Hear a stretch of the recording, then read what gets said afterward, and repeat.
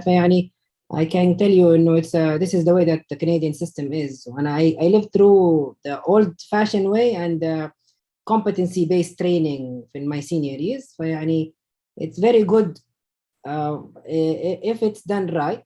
And there is a very nice process for remediation, for repetition, for evaluation. It's very, very well written for the Canadian system. I don't know صراحة دكتورة ريا من فين جاية بس if it was me, I would push for it. Jazakallah khair. She's an expert, by the way, and this is her specialty. Shukran. طيب ممكن نبدأ الآن. I'll share my screen. طيب I'll share desktop one. طيب شايفين السكرين يا شباب يا بنات؟ Yeah. طيب Yes, doctor.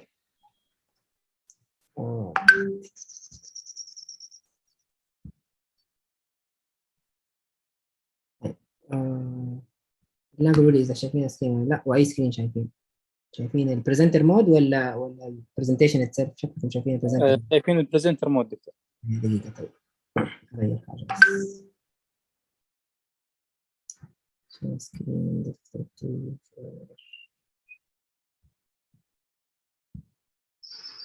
كده شايفين البرزنتيشن بس صح؟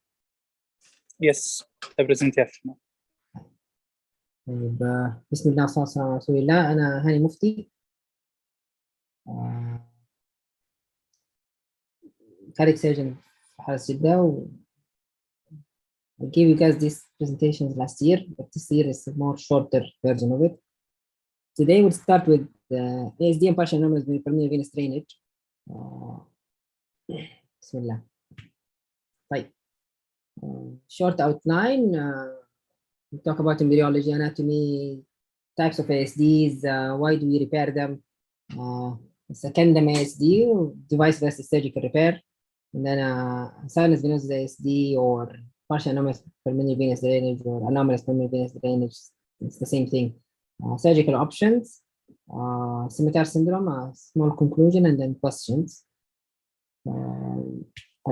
Okay, so embryologically, as you guys all know, blood comes to the baby from the placenta through the umbilical vein into the heart, goes through the right atrium, mixes with the blood that comes from the inferior vena cava and directed by قدرة الله سبحان الله. And because the baby is not breathing intrauterine, so the intrathoracic pressure is very low, it goes directed directly to through a PFO into the left atrium, bypassing the right ventricle, and goes into the left atrium, from the left atrium up to the aorta, mixes with whatever is in the right ventricle because the right ventricle is beating. And then so the saturation in the ascending aorta and the arch is much higher than the lower limb. Because the brain is maximum development happens intrauterine, other stuff happens later in the gestational age. This is basically what happens if you have persistent fetal circulation. You have the PFO, you have the PDA, mixing continues to happen. If the baby breathes their first breath and the PFO closes and the PDA shrinks, then they should have full saturation across their upper and lower limbs. Right, so how does the atrial septum develop? So it has multiple stages. So it depends on what happens early on is that there is an infolding of the left atrium and right atrium on the upper part, the septum primum, and then there is the ostium primum, which is the defect that happens around the 10th week of gestation. Endocardial Cushing start to develop. Then after that, the septum primum. So at the beginning, the atrial septum is a single layer. It goes all the way to the atrial Cushings, and then so that you have a septum primum. But then there is some regression of the septum primum, and then there's a septum secundum that comes up from the atrial enfolding, goes down, covers the PFO partially, and then it's not and top to down. It's actually like a circle, like a cone. Comes from the atrial Cushings, and then there is a resistant foramen ovale, which is like a valve mechanism that closes. So this is a normal development, and this is finished probably by the 12th week of gestation. So anatomically, the atrial septum, when from the surgeon view, looks like a dot or a dip in the atrial septum where the PFO used to be. So if you guys orient yourselves anatomically, so that's down here is the IVC, SVC. This is the right atrium opened. This is the eustachian valve of the IVC.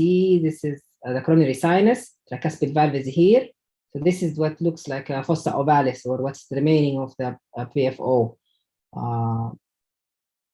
The AV node is here, and the limbus of the fossa ovalis is what tells us where is the fossa ovalis exactly. So it's like a hill inside the atrial. So why do we have different types of ASDs? Because the defect is dependent on which stage of gestation that the defect or the defect happened. So for a sinus, superior sinus venous defect is a different pathology compared to a secondum defect, compared to a primum defect, which is always associated, or most of the time is associated with AVSD, or an inferior sinus venous defect. So each one of them happens in a different stage of gestation. And that's all you guys need to know for now. So epidemiologically, the ASDs occur in 1 every 15,000 births. That's based on North American and European statistics. They're a bit more common in Saudi, but there is no formal statistics, but they are a bit more common. 8% of all congenital heart disease, so it's not that rare. More frequent in females compared to males, with a ratio of 2.5 to 1. The first ASD closure was done in 1952 by Lewis. This is actually the first open heart surgery that was done on pump. First case done cardiopulmonary bypass in 1953 by Gibbon. Why do we repair them? So because of right to left shunt, right versus left heart compliance.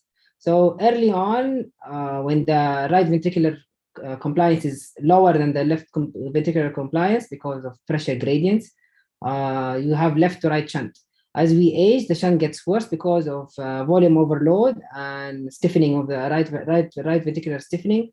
So you can have potential of complications, emboli, like stroke, vascular occlusion, ischemic limb, arrhythmias, mainly supraventricular tachycardia, or heart failure when the shunt becomes right more than left. And the end stage of any right to left shunt is pulmonary hypertension as irreversible. So this is the landmark study, which is a bit old, that made a closure of ASD a must. So ASD are usually asymptomatic in children. They are totally normal children, asymptomatic, healthy, growing, no problems, are less likely to develop early complications. So they grow and have no issues. But the size of the defect and the amount of shunt dictates the timing of the intervention. Optimal timing of surgery is debatable, but most of them should be repaired before starting school. So this is the paper from the Mayo Clinic, which is a bit old. It's 1970s. So they basically followed the patient up with ASDs. And so what happens to them? So their survival. So the long-term survival of patients surviving the perioperative period according to age and operation. So when they operated on patients or less than 11 years of age, then their survival were comparable to normal population. When you operated on them between 12 to 24, the survival was a bit less, but not that far. So 93 to 97%. Between 25 to 41, they started to have worse outcomes, basically within 5 to 6 years from surgery, 84%. And when you operate with them beyond 41 years of age, their survival is dismal, very bad, 40% survival at 12 years, at 20 years. So, and that's mainly because of arrhythmias and heart failure. So the most common type of ASD that you guys will hear about is the secondary ASD. They're usually totally asymptomatic. They only present with a murmur. They have cardiomegaly on chest X-ray, and on echo, the right-sided volume overload, and always have some you have to always assess the pulmonary veins. If the cardiologist does not tell you what is the situation of the pulmonary veins, then you have to ask them, are they all four draining into the left side or not? And if they're not sure, then you have to dig and find out where are they draining to. So device versus surgical repair. So advantages of a device, obviously there is no scar, there is no heart-lung machine, bypass, it's super minimally invasive. It's non-inferior when compared to surgery. So that's a very important information. So if the device can be done, it's comparable to the surgery. Disadvantages, the disasters that no one wants to see are device embolization, device erosion, device malalignment, causing a residual ASD or AV node dysfunction, residual shunts, thrombosis, impingement of adjustment structures. There are case reports of aortic root perforation from an ASD device, but that's based on the old technology. So what are the contraindications for device closure? So if the ASD is too large, and that's very subjective. If it's too large and cannot be adequately closed. But the most important part is the inadequate atrial rims. Mainly septal rims and secure device, mainly the aortic and inferior rim. Vascular access is too small, cardiac thrombus, the presence of other cardiac anomalies that will require surgical repair at the same time. If the patient has bleeding disorder, which is not really a real contraindication now, and if the patient has active infection anywhere in the body because of case reports of active device endocarditis. So what do we mean by, and this is the bottleneck for device versus surgical, inadequate atrial septal rims to secure the device. So small or absent aortic rim, that's the most important one, is not a contraindication for device closure, but increases the complexity and future complications like aortic erosions. The IVC rim is the most important one. So if you have less than 5 millimeter, it's an absolute contraindication because the device will never hold for device closure, and the risk of device dislodgement is more than 50%, even in the most expert hands. So that's an MCQ question. Which rim is the rim that dictates surgical versus device closure in a atrial septal defect? So now let's say that you cannot do device closure. So you have to do surgical closure. So there are two techniques, and it's all based on surgical preferences. You can do direct surgical closure or patch closure. The incision can be a sternotomy, full or partial, mainly lower sternotomy, thoracotomy, or a minimally invasive incision. So this is a case of a 5-year-old girl, healthy, new presentation with cough and failure to thrive. Cardiac examination revealed a murmur. That's her echo. I hope the echo will play. So from the loop, from the beginning of the loop, again, dilated the RVOT, there is a defect here, basically. So she was taken to the cath lab and device closure was done. So this is the device being deployed. So it's like a mushroom, right? So the device is deployed and there are two discs in between. There is a bridge so that can hold in place. This is a 32 device, I think. This is just, and okay, so can someone tell me what happens here? It moved from its place. Basically, it's dislodged. And Okay. it's not in the septum anymore, it's in the right atrium. Yeah. Okay. And this is a real case. This is a real case that I operated on. This patient had a good rims according to cardiologists. So it can happen. There's nothing called that it cannot dislodge. So this is echo images of the device before and after. According to them, there were rims. So anyway, so I took her to the urgently to the operating room because she was in and out of VT. So if anyone wants to see the device, there is the device. So there's the device. in the middle of the atrium. So there's the device. And you guys can imagine it's huge. It's a huge device. It's not a small device. Well, it's not fun to do these cases at 6 p.m. because the patient is not stable. But the device is huge, if you guys can imagine. Okay, so this is another case. This is another true case, 41 years old lady, healthy, shortness of breath, cardiac exam revealed murmur, echo showed ASD secondum, coronary cath was normal, no other anomalies.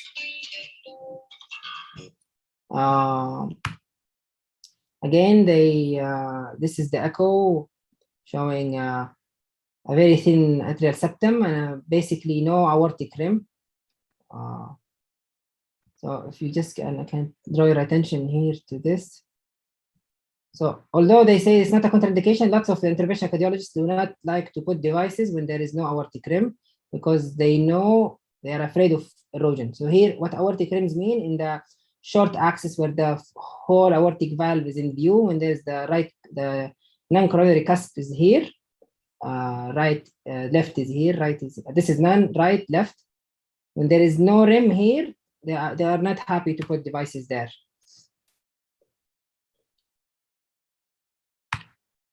Okay, so again, the interventional took her to the cath lab, wanted to put a device.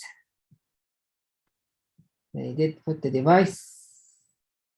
They tried, the device didn't hold. And then it's holding. And then a couple of minutes later, the device is not there anymore. Also, we took her emergently to the OR to remove the device. The device went into the LV. So this is a receptor closure. These cases can be done in minimally invasive. I have pictures I'll show you guys, but not in the presentation. It can be done with a small 5 to 6 centimeter right thoracotomy incision, even in pediatrics. The smallest that I've done was a 10 kilo, 6 years, 10 kilo, 3 years old. But it needs a team that is dedicated to do it and people who wants to do it.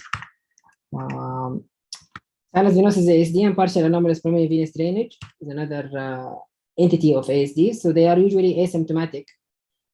They usually present with a murmur. That's it. High risk for pulmonary hypertension, more than ASDs because of the turbulence flow and the high pressure on the venous system, on the pulmonary venous system, between 16 to 30% compared to the secondary ASD, which is 4 to 6%. They usually present earlier in life because of that. So the goal of surgery, and surgery is not the only treatment, but it's the best treatment, although there are now special devices that can be inserted in the cath lab that actually directs the pulmonary vein towards the left side and partially close the ASD. Oman, there is a group in Oman that have done already 20 cases in pediatric and toddler and adolescent, and they have good results, but time will tell if the pulmonary veins will stenose or they will need more interventions.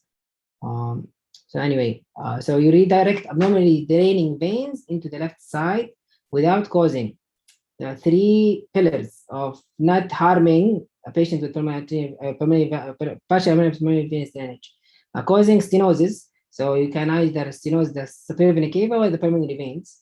Both are bad. Maintaining sinus rhythm, and that's very important because you're operating close to the SA node origin, and no injury to important structures like the tricuspid valve, aortic valve. So this is a 4-year-old boy, healthy, presents to the ER with upper respiratory tract infection and abdominal pain. That's it. Diagnosed with the appendicitis, cardiac exam revealed the murmur. Oh, sorry. So there's a defect, and it's a high defect, and the cardiologist who was doing the echo couldn't see all 4 veins, so he was concerned. So this is a CT, and they just look at the right side if the images will show. I don't know if the images are moving or not. I can't see them moving. It's moving slowly. Right, كويس. Okay, so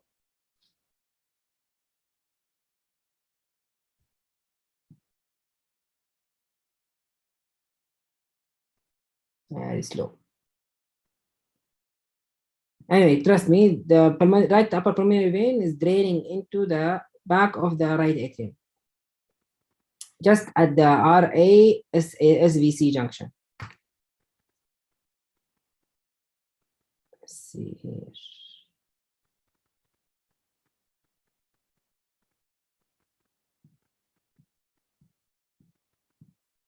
Yeah, here.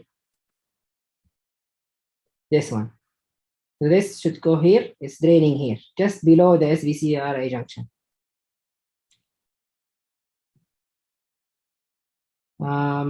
Another case, 7 years old girl, history of asthma, asymptomatic, cardiac exam, murmur. This is the most common presentation. Someone puts a stethoscope, which is an ancient tool now. I'm sure that you guys don't know it, and listens to a murmur and find a murmur. My mom had an ASD. She didn't know about it until she was 54. So it's not uncommon for these patients to present very late in life.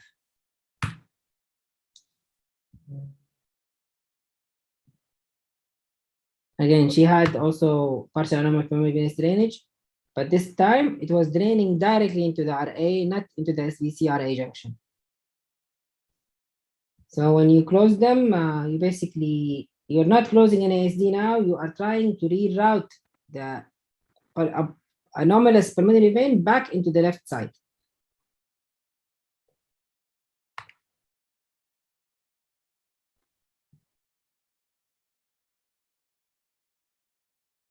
Yeah, here. See, so it's draining into the top of the right atrium, just and directly into the ASD. So surgical options, there are 3 techniques that are well known that people use. It depends on your surgical comfort, the technique that you like to use, and how much you want to cause complications or not.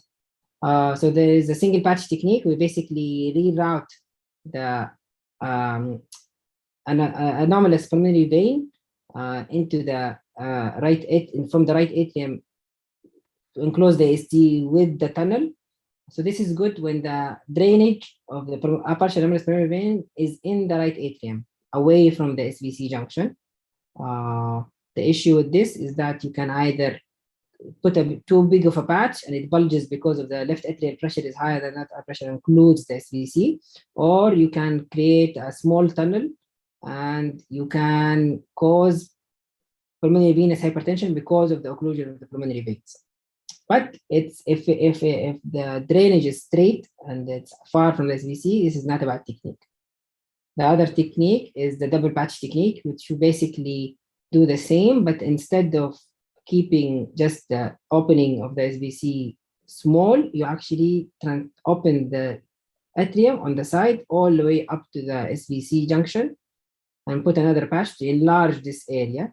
The issue with this is that because of the coronal branch and the SA node is somewhere here, you most likely can cut them and cause SA nodal dysfunction or even SA nodal bradycardia. They need pacemaker in the future.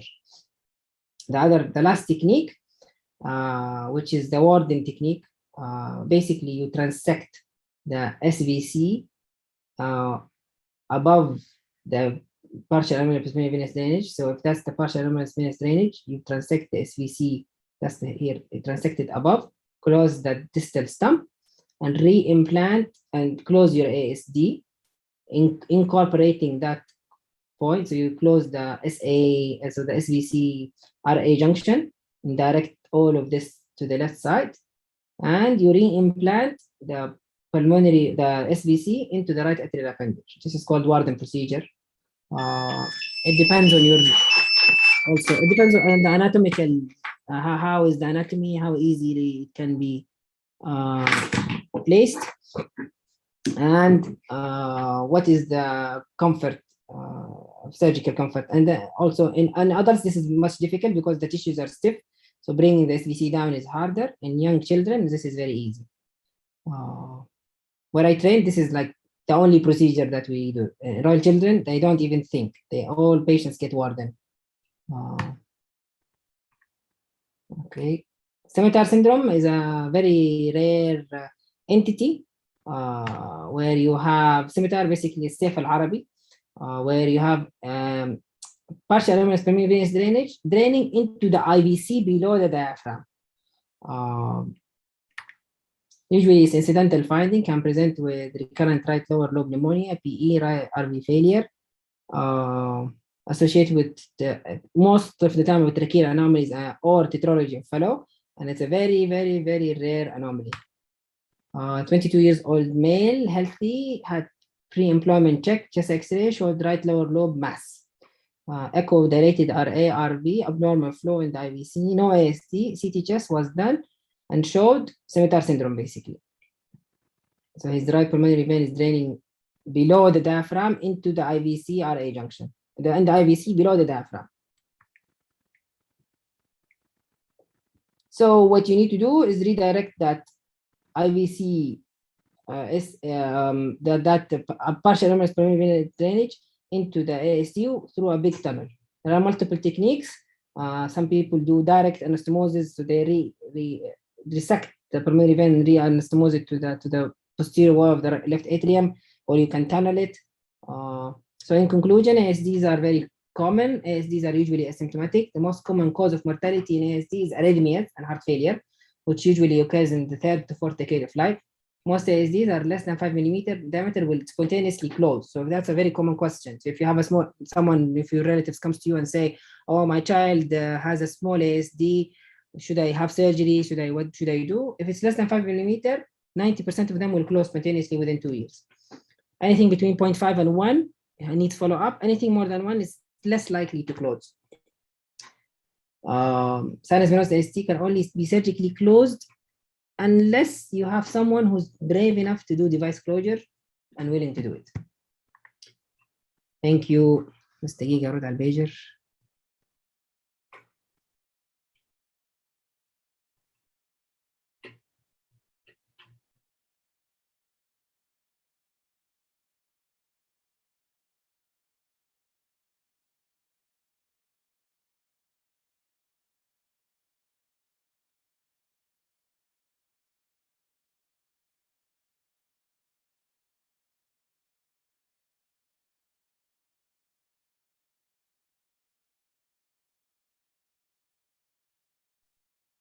حد عنده أي أسئلة؟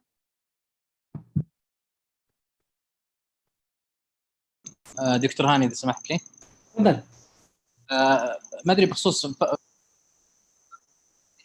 you present 41-year-old. When do we need to do right heart cath to exclude pulmonary hypertension before closure? This is very, very good question. So practice-wise, you do a right heart cath when you are thinking that there is evidence of pulmonary hypertension. Again, simplifying it. So if a patient have persistent hypoxia, if they have clubbing, if they have symptoms or signs of pulmonary hypertension, some units routinely do right heart cath for all patients who have undergoing surgical closure of ASD when they are above the age of 40, because of reversibility. They look for reversibility. For your exam, there is no guideline. It's basically practice, but the American College of Cardiologists promotes doing some investigations, and they don't say right heart cath, but they say investigations for pulmonary hypertension. Right heart cath is one of them. In daily practice, if the patient usually does not have any evidence of pulmonary hypertension, so like if the shunt is in the echo is right to left, or they have equalization of their pressures on their right and left atrium, or if they have severe right pulmonary hypertension on echo, peak pulmonary artery pressure of 60 or 70, then you have to think about doing some investigations for pulmonary hypertension. Cath is one of them, but if you have a good echocardiographer, they can tell you if they have pulmonary hypertension or not. But cath is the last resort. A lot of these patients above the age of 40 will go and have coronary angiogram to have a look of the coronaries, just in case you need to do something to the coronaries. So they do routinely right heart cath for them. But if they don't, you should ask for one if they're above 40. Or they have evidence of pulmonary hypertension, clinical evidence. Now, that does not mean that you cannot close it, but the surgical technique will differ. The mortality will change and the outcome will change. So some people will close pulmonary hypertensive reversible, but pulmonary hypertensive ASD with keeping a fenestration and let them recover 6 months, 1 year, and then the guys in the cath lab will go and put a small device in that fenestration.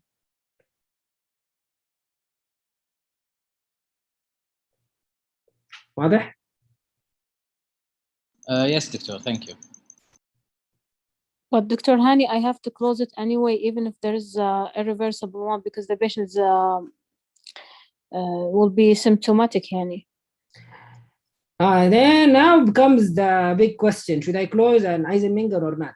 Yani what is the survival of an irreversible pulmonary hypertension patient without heart lung transplant?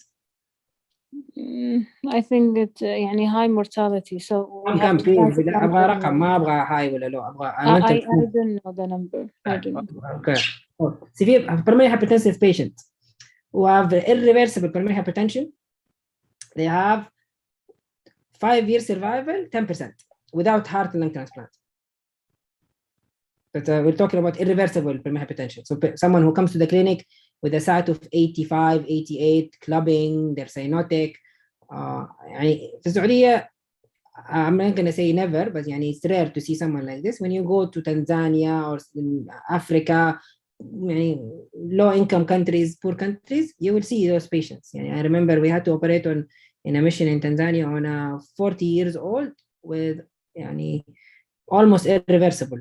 But we did fenestrated ASD closure and she did okay. But هنا في السعودية you rarely see that. Although there are patients, but I've never seen one so far. Maybe Dr. Farid. This is what I mean. I mean, if I put them on the list of transplant and then they are gonna wait, they are gonna die. So I can do something for them before that. Wait, and I will let them wait for the transplant like this. لا better to treat them. طبعا when you have pulmonary hypertension you have to treat them. You have to maximize their medical therapy. I mean surgically, yeah. Medically, yeah, of course I'm gonna start. Very rarely you need to operate on someone with pulmonary hypertension, irreversible pulmonary hypertension. The outcome is bad, and you know that your surgical mortality is very high. If they have pulmonary hypertensive crisis by this induction or in the ICU, they will die. And I would not operate on someone who is on a transplant list waiting for a transplant unless I have to. Doing mission stuff is totally different. It's not a textbook teaching. For textbook, I wouldn't operate on someone who have irreversible pulmonary hypertension just because I want to operate on them. It's operating on them will not help you or the patient. Okay, thank you.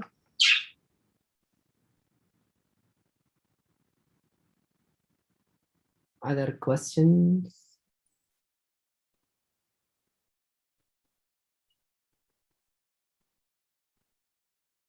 خلاص? No more questions?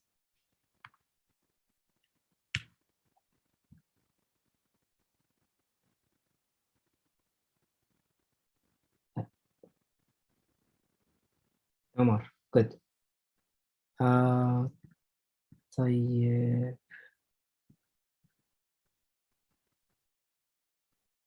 اوكي. تبي تاخدوا بريك 5 minutes ولا نبدأ ال VSD؟ Can have a break. خدوا بريك أحسن. كم تبغوا؟ 10 minutes؟ Minutes, I think. ما أسمع والله. 10 minutes to 2:20. طيب خلاص 2:20. طيب ممتاز. اوكي I'll be here. 2:25. شكرا.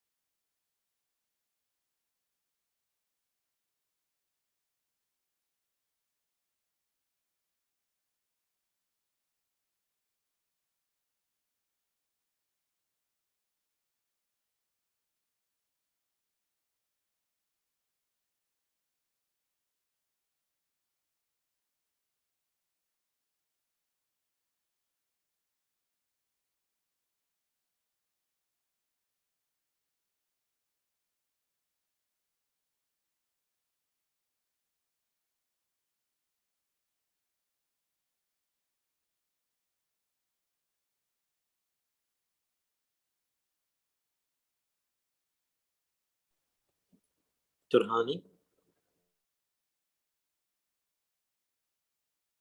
أنا تفضل. طيب.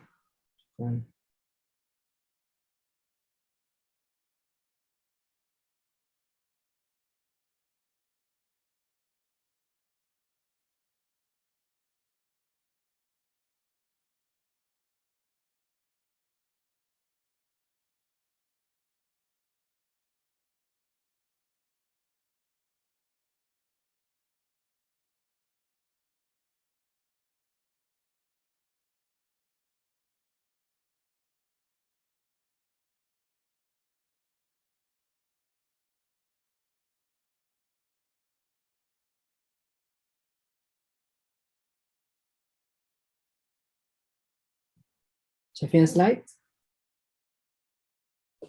ايوه واضح.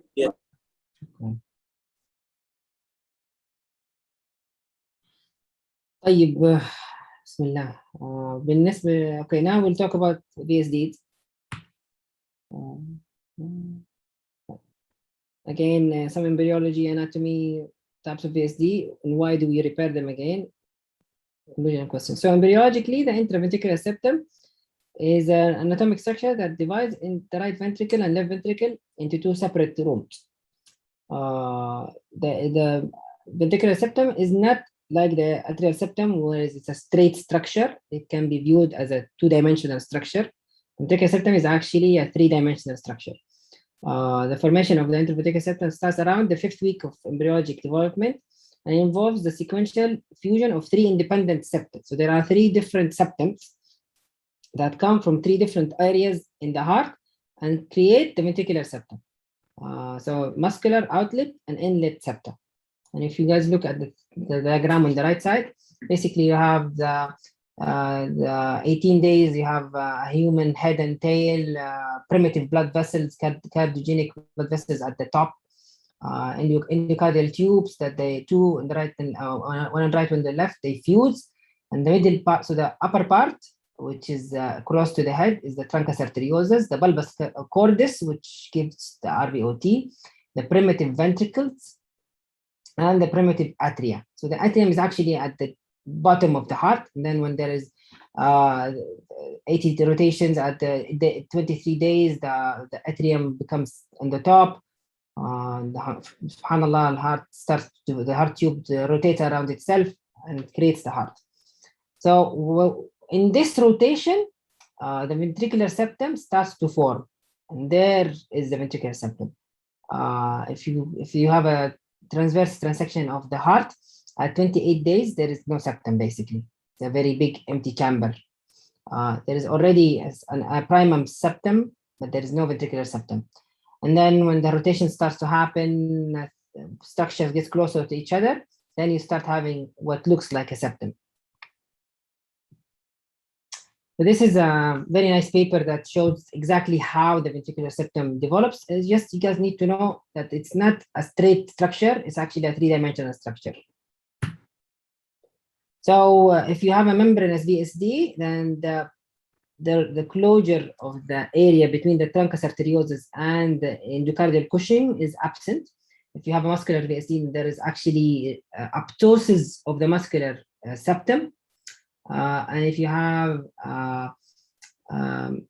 supracrystal VSD, which is an outlet VSD, basically there is lack of fusion between the truncus arteriosus and the muscular septum component. So anatomically, there are 4 morphological components of the VSD. There's a membranous VSD, there's an inlet VSD, there's an outlet or infundibular VSD, and there is a muscular or trabecular VSD. It doesn't mean that one cannot happen with the others. You can have membranous inlet together, you can have outlet inlet together. You can have basically absence of the ventricular septum in rare cases, but they can happen simultaneously or separately. You can have a muscular and an inlet, muscular and an outlet. Each one of them has different pathology. But an inlet is basically below the posterior leaflet of the tricuspid valve. Membranous or a perimembranous is basically closer to the septal leaflet, and it's in the perimembranous area. an outlet is basically high in the infundibulum. Muscular is in the middle of the ventricle. So membranous or perimembranous VSDs are the most common ones. These are the most common ones that we see, the bread and butter of pediatric cardiac surgery. 70 to 80%. They're usually small, but located at the base between the inlet and the outlet. And they are, the perimembranous one, it extends to the adjacent septum. So it's the perimembranous is basically a membranous that either involving a little bit of the inlet or a little bit of the outlet. And we lightly call all membranous VSDs are perimembranous, but that's not really true. An inlet VSD is basically 5 to 8%, which is below the right AV valve to chordal attachment. So it's in between the AV valve base and the chordal attachments. Outlet infundibular is between 5 to 7% and separates the left and right outflow tract. So basically, if you look through the pulmonary valve, you can actually see the VSD better than you can see it from the below the tricuspid valve. And it's a bit highish VSD, and it separates the aorta from the pulmonary outlet. Muscular trabecular VSDs are between 5 to 20%, depending on the textbook and the population that you're studying. They can be anterior, mid-muscular, apical, posterior.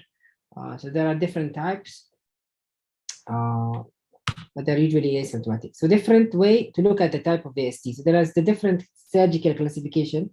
So you can say type 1, type 2, type 3, type 4. So basically type 1 is basically an outlet VSD or an infundibular VSD. So conal, supracrystal, infundibular, doubly committed because it actually committed to the aorta and to the pulmonary valve or juxta-arterial. Type 2 or perimembranous VSD. Type 3 is the atrioventricular canal type VSD, which is an ended VSD basically. Type 4 is the single or multiple muscular VSDs. Now, this classification is a bit complicated. You need to know that there are two different classifications and decide which one to use. I think most of us like the naming of a VSD rather than saying type 1 and 2 and 3, but some surgeons will prefer to use the types. And another third way, which is the Boston way of looking at a VSD. So they name VSDs based on their relationship to the conus. So either conal septal defects or conoventricular defects. So conal septal, basically a very high VSD just below the pulmonary valve. A conoventricular defect, it's at the beginning of the RVOT, but not a perimembranous, so it's far from the tricuspid valve. This is the muscle of Lancini, which is basically a bridging muscle like the moderator band. Some people say that there is conduction system in it that marks the conotruncal, the transition from the ventricular septum into the conus. So if the VSD is just above it, then this is conotruncal. If it's below it, then it's muscular. Muscular can be anterior, mid-muscular, apical, posterior, and then there is the AV canal type VSDs. Another fourth way of looking at it, so there is European way. This is mainly French. They like to use this. So doubly committed, outlet, trabecular, inlet, perimembranous, trabecular outlet, inlet, and so you just need to choose a way to classify your VSDs and just stick with it. So this is a 4-month-old presented with upper respiratory tract infection, membranous examination, and cardiomegaly on chest X-ray. And then someone did an echo. So what can you see? مين دخل اختبار قريب؟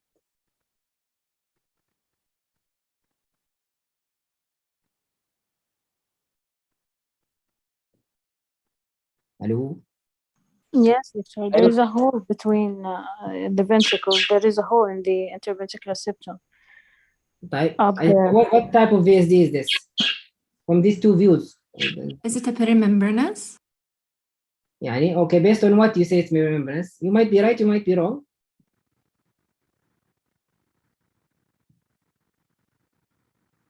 I'm not saying you're wrong. I'm saying that you might be right, might be wrong.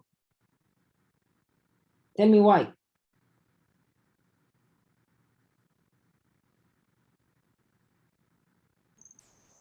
أيوة. The location of the shunt, Okay. one thing, and proximity to the pulmonary valve. It's good too. So what is this structure? This is the tricuspid. Yeah. Which cusp of the tricuspid or which leaflet? Uh, When you see it, right ventricle, left ventricle, and you Yes. cannot see the RVOT. Which anatomically, where are you now? so anterior. شوية صح. Okay. So what is this? Which cusp? This is anterior tricuspid or septal leaflet or posterior leaflet? I think anterior. يعني لا. Is it the septal leaflet? This is septal leaflet.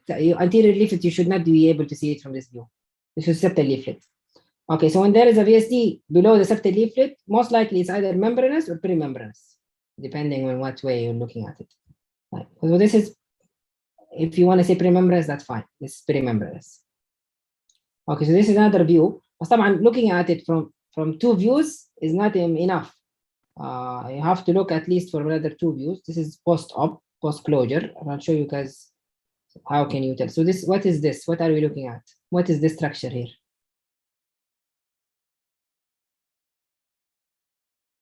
I'll run the video. RV. Yeah, this. And this is transthoracic. The probe is here. What is in front of you? Skin, muscle, blah, blah, blah, blah, blah. And the first structure here is what this, what is this? This is the RV. Okay, what is this? LV. What is this in between? It's septum, interventricular septum. Okay, هنرجع شوية ورا. What is this then? The furthest thing This from is the probe. the left atrium. Left atrium. What is this? Interatrial septum. What is this? خلاص بس خلاص خلص. This is the, it looks like an right atrium. Or okay, right atrium. Okay. So this is the VSD patch. So when you see mitral septum and you see the VSD patch, this is perimembranous most likely. So this is perimembranous VSD.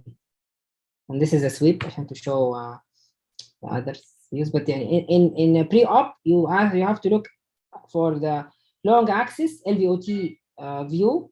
Ask them to show you the LVOT, mitral valve, and ventricular septum in one view. If you can see part of the VSD, not all of the VSD, but part of the VSD, and it's smaller on that view compared to the four-chamber view when you see the tricuspid valve, it's perimembranous. واضح؟ أنا قلت كلام كتير. This is very important from an exam point of view. When the VSD is smaller on the LVOT side compared to the right-sided images, then it's the perimembranous VSD more than when you can see only the VSD on the right-sided images, which is basically a four-chamber view long axis from the apex, then it's totally, and you cannot see it at all from the LVOT view, then it's a membranous VSD or even an inlet VSD, not a perimembranous VSD. So the perimembranous part that separates the membranous from a perimembranous, that you can see it from the LVOT side. واضح؟ Yes, clear. Okay. So physiologically, every shunt has two main features, regardless of where is it coming from. Intra-atrial, intraventricular, extracardiac, any shunt. Which way it's going? Right to left, up, down, up. So the direction and how much blood goes through through it. So the pressure difference. If you have equal pressure across two chambers, regardless of the length of the tube or the opening, if the pressure is equal, you will have no shunt. So having no shunt in a VSD is bad, is not good. It means that the right ventricular pressure is equal to the left ventricular pressure. So that's a common scenario in a patient who has a VSD and has pneumonia.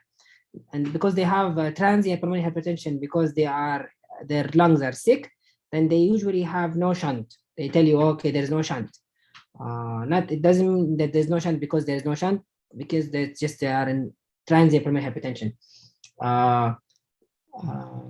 So this is important. I'm not gonna put an MCQ إذا جاني يعني أكتبت MCQs ما حكتب لكم physics questions although في الرويال كولج جانا questions زي كده. But you guys need to know.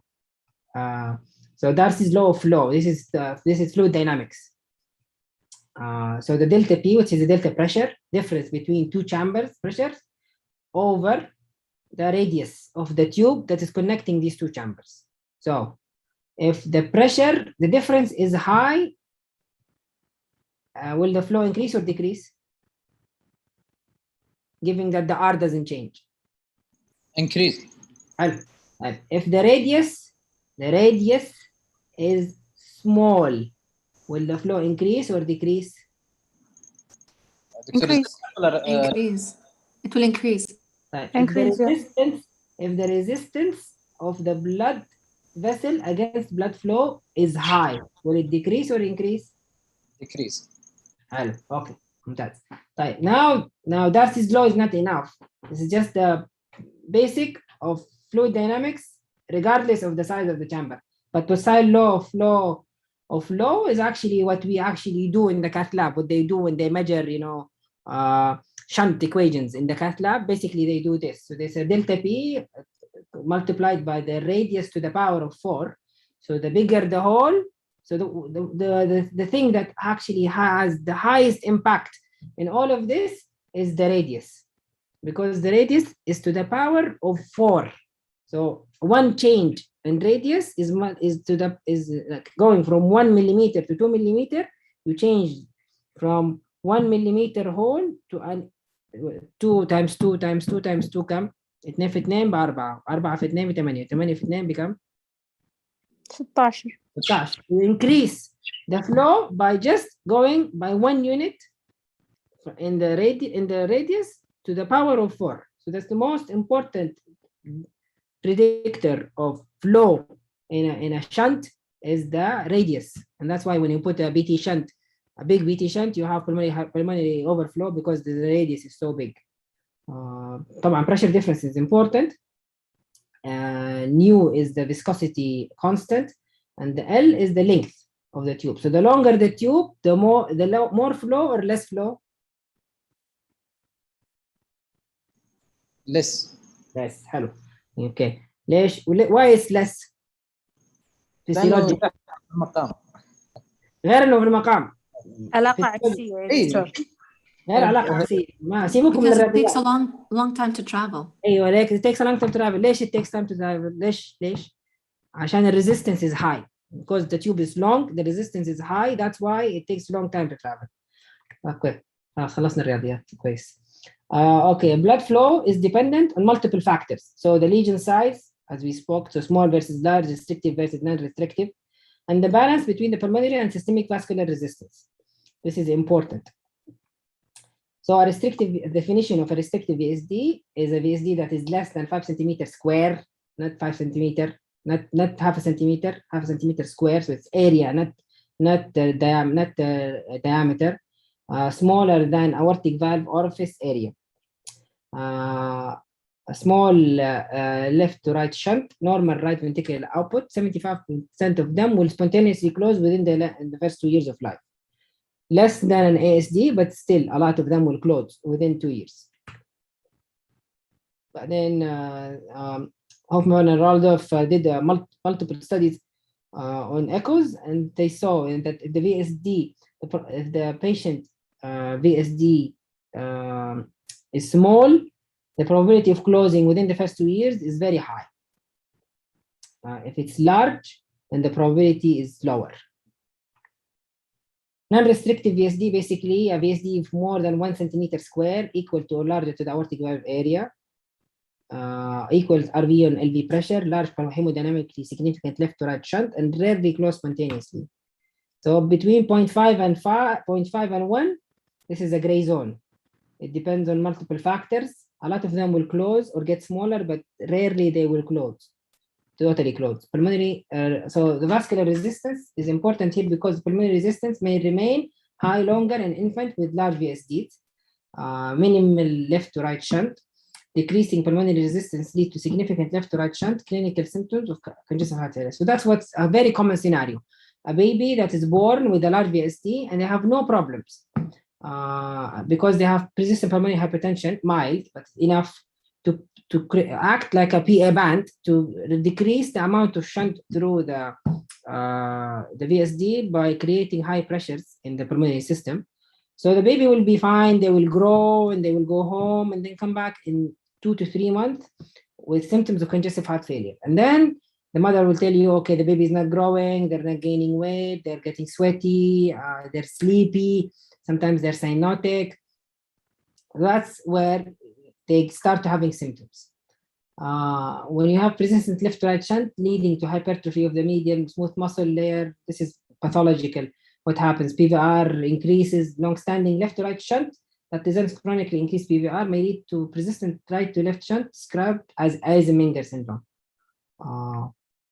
So that's why basically a VSD is closed between the age of 6 to 12 months, بينما an ASD you can wait because the pulmonary vascular resistance is pulmonary vascular changes happens earlier in VSD because of the pressure volume load. It's not volume load, it's pressure load also on the pulmonary vascular system. So a 6-month-old baby boy, failure to thrive, murmur and examination, just X-ray pulmonary edema. That's it.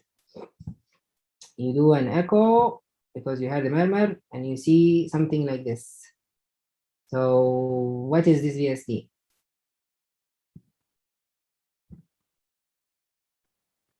خيارات 1 out of 4. Inlet, outlet, perimembranous, /membranous, or muscular. Isn't it muscular? VSD? ليش؟ Tell me why. The location, I mean. Who agrees and who disagrees? نعمل voting. Right. This is a nice image. So what is this?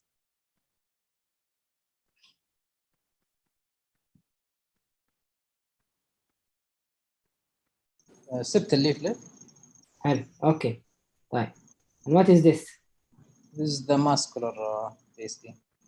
The muscular septum. Right. In between here and here في خرم صح؟ صحيح. وفي shunt. الشنت هذا left to right. Okay. Okay. Do you see muscle here? No. No. Okay. So by definition, a muscular VSD is a VSD that is surrounded 360 degrees by muscle. So usually a muscular VSD somewhere here. This area of the ventricular septum is a membranous septum. So there will be no muscle here.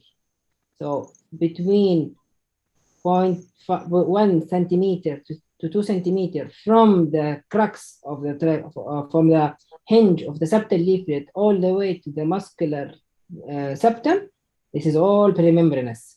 This is not muscular, this is perimembranous. Okay, I will show you guys why it's perimembranous, not membranous here. So this is the LVOT view, what I was telling you guys about. So this is mitral valve, this is left atrium, left ventricle, right ventricle. This is the VSD, and this is the aortic leaflet. So the VSD, if you measure the VSD here, it will be smaller than it is in the other view here. So if it's smaller on the right-sided view and it's bigger in this right-sided view, it is a perimembranous. If it's doesn't, you cannot see it at all on the right in the left-sided view. It's most likely membranous. But the difference between membranous and perimembranous is very big. If you say perimembranous, no one will fail you for saying perimembranous VSD when it's membranous. So this is post-operatively. And there is basically the VSD was here, there's a patch here now. So the clinical features of a small lesion, murmurs between 4 to 10 days, early with rapid decrease in PVR, asymptomatic usually, normal feeding, growth, and development. A restrictive VSD usually have a very loud holosystolic murmur, correlates with continuous pressure gradient. You cannot hear it on a stethoscope unless you're very well trained to hear that. but you can see it in an echo. Non-restrictive large VSD usually have no murmur. Why they don't have no murmur? Large VSDs. No gradients, no turbulence. It's basically there's no turbulence of flow. Yeah. To create a murmur, you need turbulence of flow. So clinical features of a large lesion is accentuated pericardial activity, more prominent as LV volume increase, signs and symptoms of congestive heart failure. In children, no one will tell you I have heart failure, but the mother will tell you that they have diaphoresis, tachypnea, fatigue with feeding. Hepatomegaly is a very common sign for babies with heart failure and VSD, rales, duskiness, and crying. They may develop as early as 2 weeks, and the severity increase as the PVR decreases, which usually around 2 to 4 weeks of life. So when you evaluate them, like anything, you look for a chest X-ray. Basically, you see cardiomegaly, increased pulmonary vasculature, pulmonary edema. This is basically a baby who's 3 weeks old. Chest X-ray is speaking by itself. It's a large heart. The upper part is just a prominent thymus. This is nothing, but you can see the double shadow here. So that's the left ventricle is leftward displaced, and there's prominent pulmonary vasculature. ECG usually is non-diagnostic, so they're small, normal LV or LVH, prominent Q and R and T waves. Usually it's non-diagnostic. Large VSDs usually have biventricular hypertrophy. Echocardiography is the gold standard. It's easily done and very diagnostic. Assess indications for in consultation with cardiology. You assess the location, size, multiplicity, RV and PA pressures, assess the left atrium and the LV dilatation, assess LV function, note the relation of great vessels with AV valves. Now, when to do a cardiac catheterization to a patient with a VSD? So it's usually done to document number of defects, presence and associated defects, magnitude of the shunt, estimate the PVR. Not used if information apparent by other means, which is basically echo. Most information available through echocardiography. But who are the patient that you will ask to do a cath for? If there is uncertainty of anatomy or there is suspicion of pulmonary hypertension. Yeah, so it's mainly for pulmonary hypertension. So if you have someone who is 3 years old with a large VSD and you have pulmonary hypertension documented by echo, you want to look for reversibility because closing the VSD is bad in these patients. And it's not like the ASD, the atrial septum defect are forgiven, but the VSD patients, when they are in pulmonary hypertension, they are very bad patients. So these are patients that you cannot close if they are in Eisenmenger and have a large VSD. Prevalence, the most common congenital heart lesion occurs in 50% of children with heart lesions. 15 to 20% of them are isolated lesions. 5 to 50 per 1,000 live births have a VSD, and 56% are females. They can be associated with a lot of lesions. So they can be having aortic stenosis, coarctation of the aorta, tetralogy of Fallot, double outlet, right ventricle, truncus arteriosus, some single ventricles like tricuspid atresia, double inlet left ventricle, need to have a VSD, otherwise they will be dead.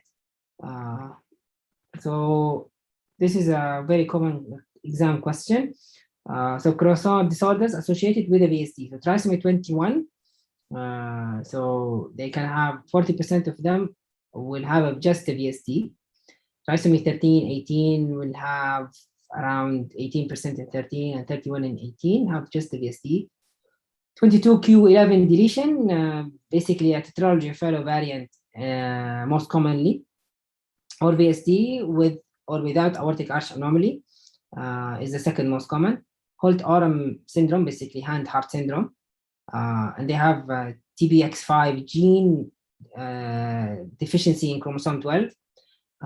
The recurrence risk for a VSD is based on perinatal VSD. So if the mother have a VSD, there is a chance of around 6 to 10% of her children having a VSD. If the father has a VSD, then there is only 2% chance of his children having a VSD. If the mother and father have VSD, then actually the chance of having a VSD in the children goes up to 20%. So a 3-month-old girl, tachypnea and difficulty while feeding, chest X-ray again, cardiomegaly. Echo was done. This is الفريم شوية تمشي بسرعة. Okay.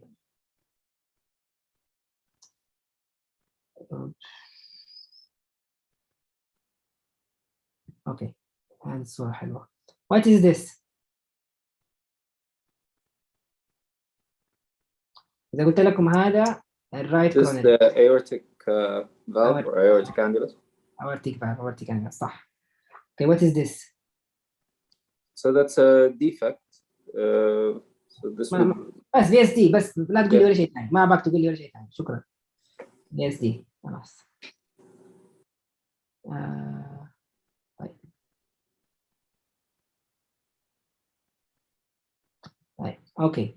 So now there is a VSD, and you can see it from the aortic annulus. There's actually a defect in the aortic annulus itself. What type of VSD is this? Subarterial. outlet. Outlet قلنا فين? Can you see it in both sides? Okay, let's go back to that image عشان بس يعني نفهم الاناتومي شوية.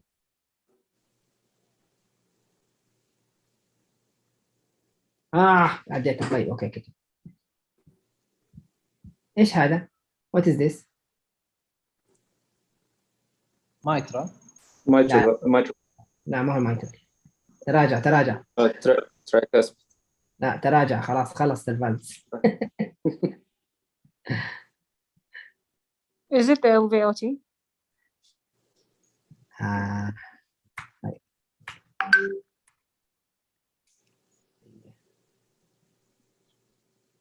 دقيقة الحين this is mitral, left atrium, intra-atrial septum, aortic root, aortic valve, ventricular septum, VSD. Okay? So now we can see the VSD from the left side, and it's just below the aortic valve. Okay? So an outlet VSD can be seen. What's the other name for an outlet VSD? It's doubly committed, صح? Yes. Yeah. Well, for a doubly committed VSD, what's the relationship between the aortic valve and the RVOT? Is it toward the RVOT is towards the right side or to the left side of the aortic valve? سؤال صعب شوية. تخيل نفسك انك انت فاتح الاورتيك فالف وقاعد جوته. فين الار في او تي؟ يسارك ولا يمين؟ left side. Left side. حلو. طيب. What's the relationship between the ventricular septum and the aortic valve? To the right side or to the left side? Left side. Left side. حلو. طيب. What's the انتوا كلكم cardiac stage resonance seniors. What's the area that we tell you guys when you do aortic valve replacement? Please don't put too big bites. عشان ال AV node في الرايت ولا في الليفت سايد؟ Right and non-coronary.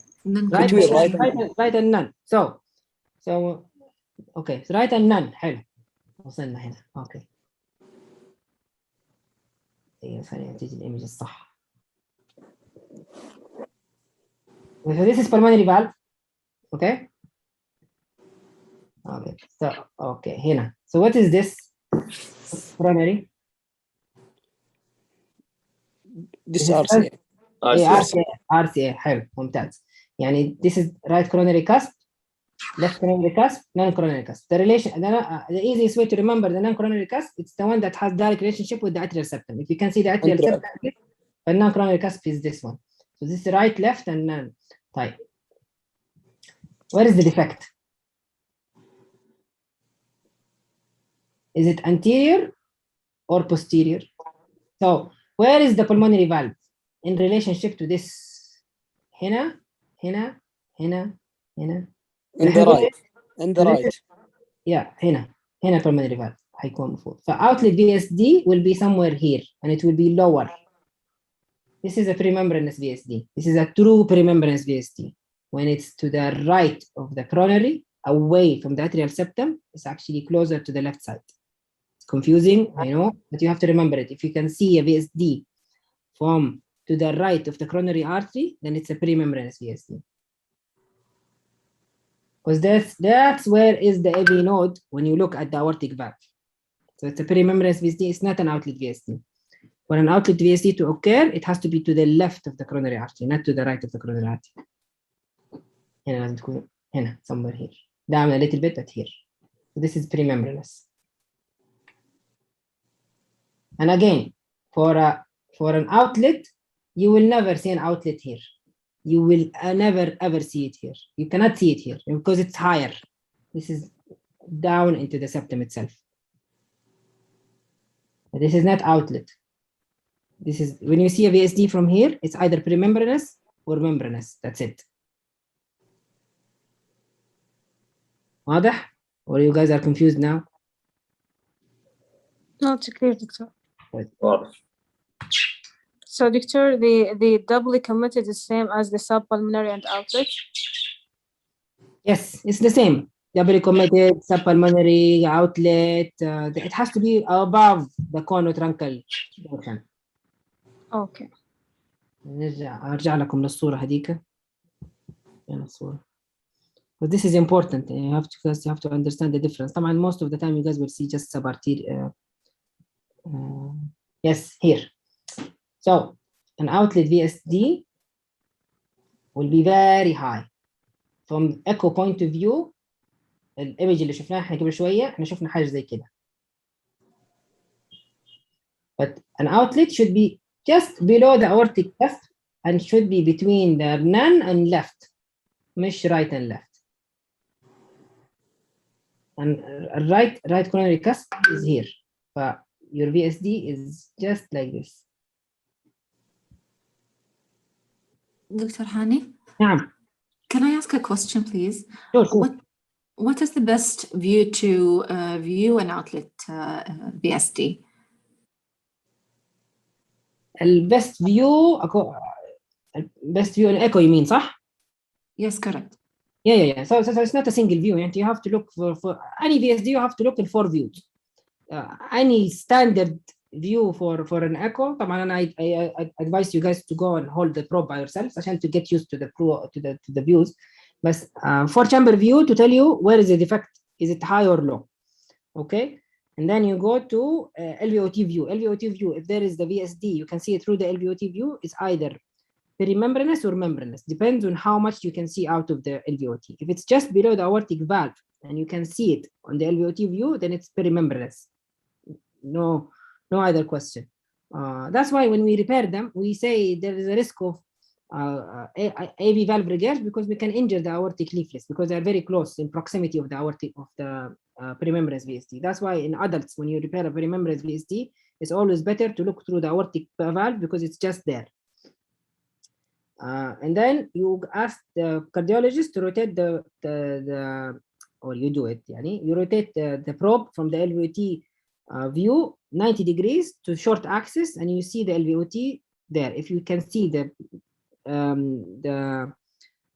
VSD below the aortic annulus and it's to the right of the right coronary, which is easy to see in children, then it's a perimembranous VSD. If the VSD disappears when you do it this way, then it's most likely an outlet. But you will never see it أصلاً في الفيو اللي قبله from the LVOT if it's an outlet. Usually LVOT outlet VSDs are high VSDs. Then you ask them to show you the pulmonary valve. If you can see the VSD from the pulmonary valve and you cannot see it from the LVOT view, it's an outlet VSD. This is the quick and easy way to remember how to look for a VSD, for a perimembranous VSD. Inlet VSDs are very clear. They are very easy to see. This is post-repair. Basically, this is what you can see. And then if you look at the transaortic, see the patch is here. This is the patch. It's not the coronary, this is the patch. So treatment for small VSDs, there's usually no medication to stop them from accelerate their closure. They just time will close them. Observation, and there's no need for antibiotic prophylaxis. This voodoo about giving them endocarditis prophylaxis for every procedure, there's no need. Guidelines says that there's no need. Moderate to large VSDs is to have to treat congestive heart failure and determine when to repair. High caloric formula, medication, diuretics, after load reduction, by using ACE inhibitors. And the whole idea of after load reduction is to decrease the amount of shunt. By decreasing the peripheral vascular resistance, you decrease the shunt and you get them out of heart failure. Digoxin sometimes is good, although not lots of people like to use it because of its complications, especially in children, and it's very, very hard to titrate. Then there's indication to the intervention. So the compensated congestive heart failure, with a large hemodynamically significant VSD, left to right shunt, and a QPQS is 2:1. You guys need to know how to measure the QPQS. Even if asymptomatic, ideally before the age of 1 year, to prevent irreversible pulmonary hypertension. Growth failure, unresponsive to medical therapy is an indication for surgery. So the QPQS, basically, so the pulmonary quotient versus the systematic quotient flow.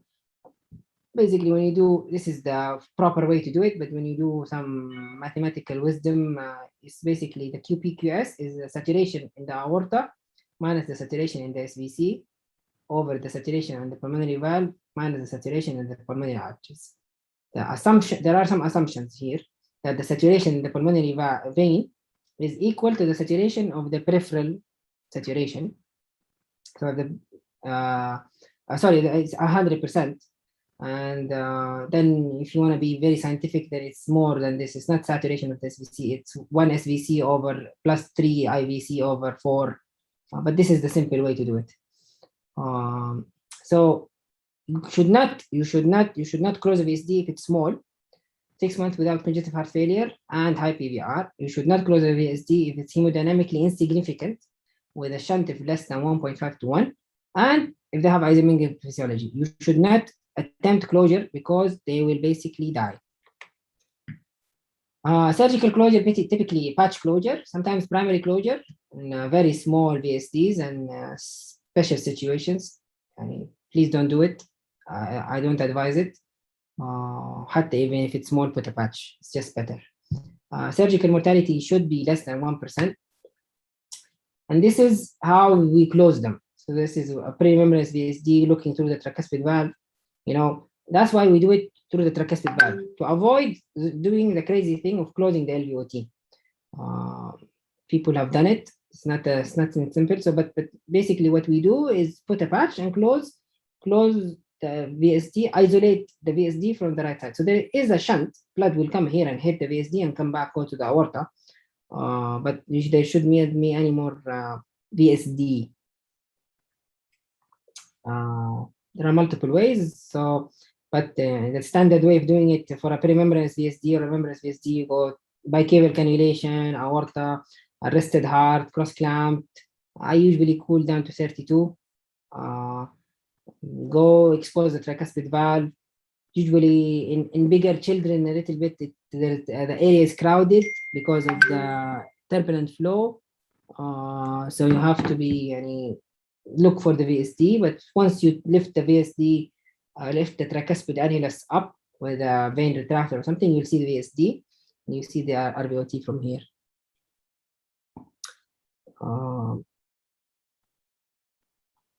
And then anatomically, so this is the fossa ovalis, the coronary sinus. Here, the AV node is here. So this is septal leaflet, posterior leaflet, ligament of Todoro, and coronary sinus. So the SA node is here. And in a VSD, the conduction system, in 98% of them, will go posteriorly. Okay, so that's why when we put our patch, we tend to take big wide bites here, away from the edges, because to avoid the bundle of his. 9 years old, non-Down syndrome, normal development, presented to the abdominal pain, diarrhea, dehydration, gastroenteritis. cardiomegaly, faint murmur. So, and that's what I'm saying about, you know, a crowded VSD. There is a lot of tissue here. And there is a VSD. This is again premembranous. So this kid, we took him to the cath lab, did hemodynamics, although he had no evidence of pulmonary hypertension, most likely because he's down and they have microvascular from hypertension. He was protected, but still I insisted to go to the cath lab just to make sure that he is not pulmonary hypertensive or has no irreversible hypertension. And we closed it. Most infants have a normal growth and development, early closure less than a minute associated with better LV function and regression of hypertrophy. Residual VSD is not common. Right bundle branch block is the most common following surgery. Rare complete heart block if you do your surgical closure right. Catheter closure is possible, mainly for muscular, but there are some special devices that can be used for perimembranous. But there are some criteria for a perimembranous to be done. Not every perimembranous can be closed with a device. The complications mainly heart block and valve insufficiency, and that's one of the drawbacks of a device closure for a perimembranous VSD, is that they tend to have aortic insufficiency, and almost 75% of them will need surgical intervention on the aortic valve because of the fibrosis that happens from the device that pulls on the right coronary cusp. So in conclusion, VSDs are the most common congenital anomaly. They are usually asymptomatic, they're usually symptomatic and present early, depending on the size of the defect, location, and other anomalies. Commonly associated with chromosomal anomalies, muscular VSD is the only one that can close spontaneously if it's less than 5 millimeters. Others are less likely to close, but there are case reports of perimembranous VSD spontaneously closing. Indications for surgery are symptomatic patients, cardiac chamber enlargement. Device closure can be done, but difficult and associated with more complications, and it has a very low surgical mortality. Key questions.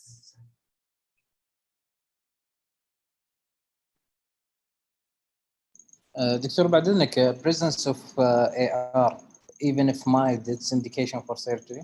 Yeah, well, that's a very good question, but AI by itself is not the indication for surgery. Worsening AI is an indication. واضح؟ يعني patient have a small VSD and the family does not, this is a common scenario in children between the age of 5 to 10. The family will come to you and say they are asymptomatic, they are fine, I don't want to do anything to them. So what we do is to find something objective. So we tell them, okay, they have AI, then the valve is breaking. If I repair it now, across the VSD, inshallah it will recover. But if we do it in like when they are 20 or 30, it's most likely will end up VSD and AVR. So AI by itself, if it's mild, you can push for closure, but the change of AI, and lots of these kids will have no AI, but then all of a sudden they have AI. Now you have to tell the family there are some complications from the VSD, and we have to do something. Okay. Yes.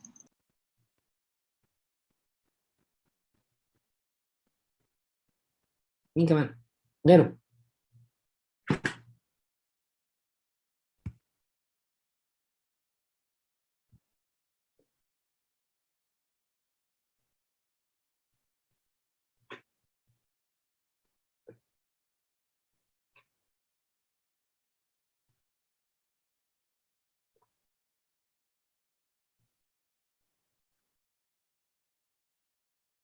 طيب دكتور إذا سمحت لي types of VSD يعني by echo is it يعني could be a question on the exam يعني to determine what type or يعني do we need to master it for now? يعني أنا بصراحة I don't know what will come in your exam. أنا ماني part of the exam committee بس يعني if you are a cardiac surgery resident, I expect you to know the anatomy. I don't expect you to tell me what type of VSD. مثلا يعني I'll show you the echo and you tell me, okay, this is the left ventricle, this is the right ventricle, This is the ventricular septum. There is a hole. If you tell me it's most likely perimembranous, membranous, I'll tell you okay. Tell me why. So that's why I'm telling you guys why. Tell me why. Now we know that you guys are not echocardiographers and you are not expected to be a pediatric cardiac surgeon by graduating from the residency program, but you need to know the basics. If you tell me the anatomy, let's say I'm an examiner, and you tell me the anatomy, and you tell me it's most likely, by just getting to the point of telling me it's a VSD, you got 85% of the mark.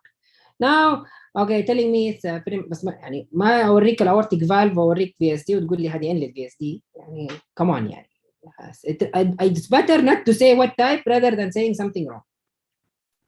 Okay, sure, Okay. thank you. But you need to understand the anatomy, which is basically all of you should know the anatomy and tell me right atrium, right ventricle, left atrium. There's a hole in between the ventricles. Most likely it's a it is a VSD. Most likely it's perimembranous, but I need more views to double check. بس ده الموضوع. إذا مرة إذا الكيس الكيس اللي تخرج عليها VSD هيوريك more views. إذا والله الاختبار الكيس ما هي VSD أو scenario doesn't take you to VSD خلاص it's okay. أنت basically did what you had to do. Okay, clear. Thank you. Thank you, Dr. Hani, for the nice review, really to the point. غيره ما في أسئلة تانية عشان في ليكشر تانية استديكم بريك برضو. أنا ما أخذ بريك. باقي تاخدوا بريك. You wanna take 5-minute break ولا تكملوا؟ It's up to you, دكتور. يعني can continue. بس يعني بس I make a phone call 5 minutes break وبعدين أرجع لكم. Sure. شكرا. So A322. Sure. Yes, 322.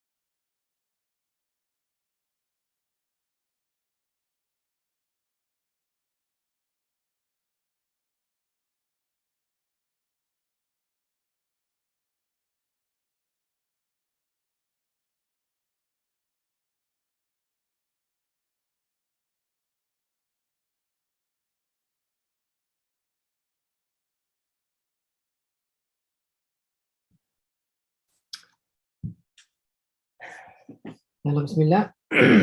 نرجع. مكان.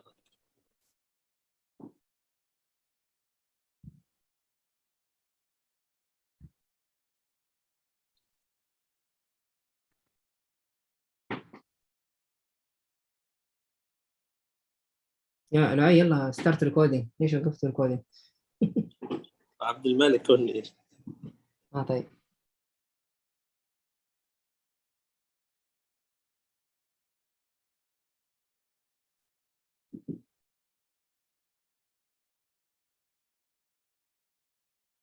ريكوردينج. هتسوي ريكوردينج ولا ابدا؟ حلو كويس. بسم الله. بسم الله توكلنا على الله. طيب atrioventricular septal defect is a very big subject but it's very important. طيب دكتور ما شفت السلايد حتى الان. شير دكتور. ما عملت شير صح. طيب كويس كويس. انا شير شير شير شير شير شير.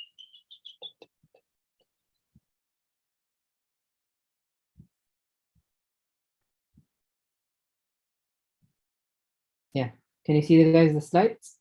Yep. بسم الله. طيب atrioventricular septal defect is a very important subject.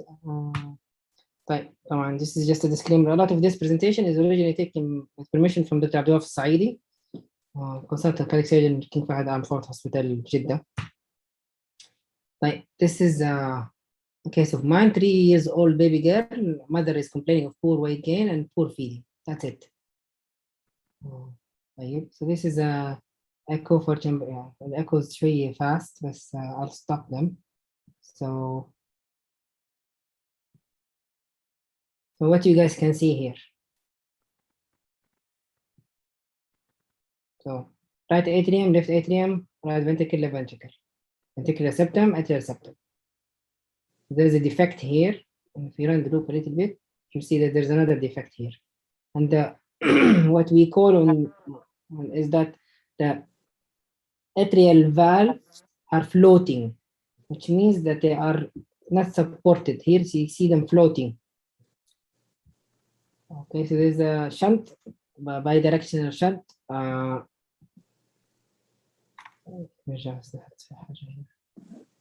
Okay, so there's a shunt. This is the arch, the aortic arch. This is the right AV valve. There's regurg here, left AV valve, regurg here. And then this is the LVOT view. Okay, so AVSD nomenclature is very important. So any atrioventricular septal defect is basically a combination of an atrial septal defect and a ventricular septal defect. Now, which one takes over? That's important. So you can have only atrial shunt, which means that you have partial AVSD or with a primum ASD, not a second ASD, or you can have ventricular level shunt. So you have a complete closure of the atrial septum, but a floating valve, AV valves, and a ventricular septum. So partial AVSD with end-lead VSD, or atrioventricular shunt. So dual level shunt. So a shunt above and below the AV valves. So you can have intermediate AVSD or transitional AVSD, what we call. So you have 2 orifices, 2 valves, 2 AV valves, and an ASD and a VSD below it.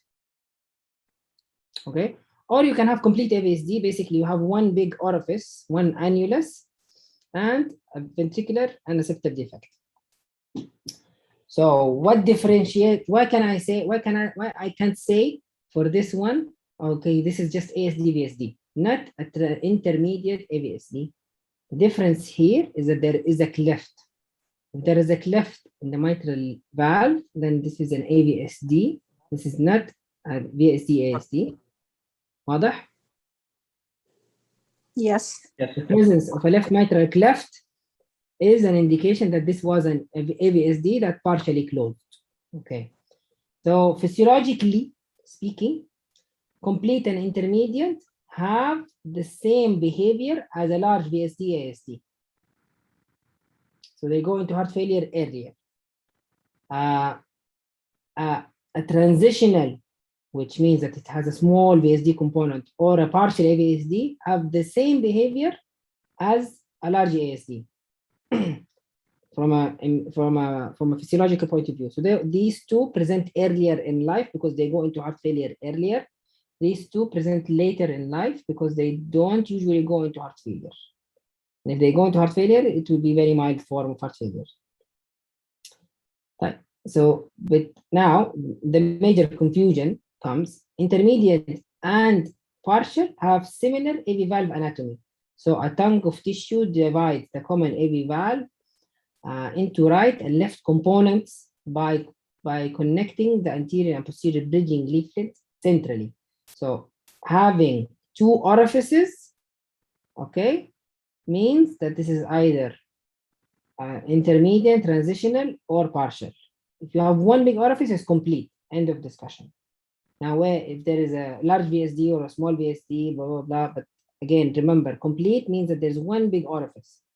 Anything else has two orifices, but the mitral or the left AV valve component is tricuspid, not bicuspid mitral, but tri, because there is a cleft.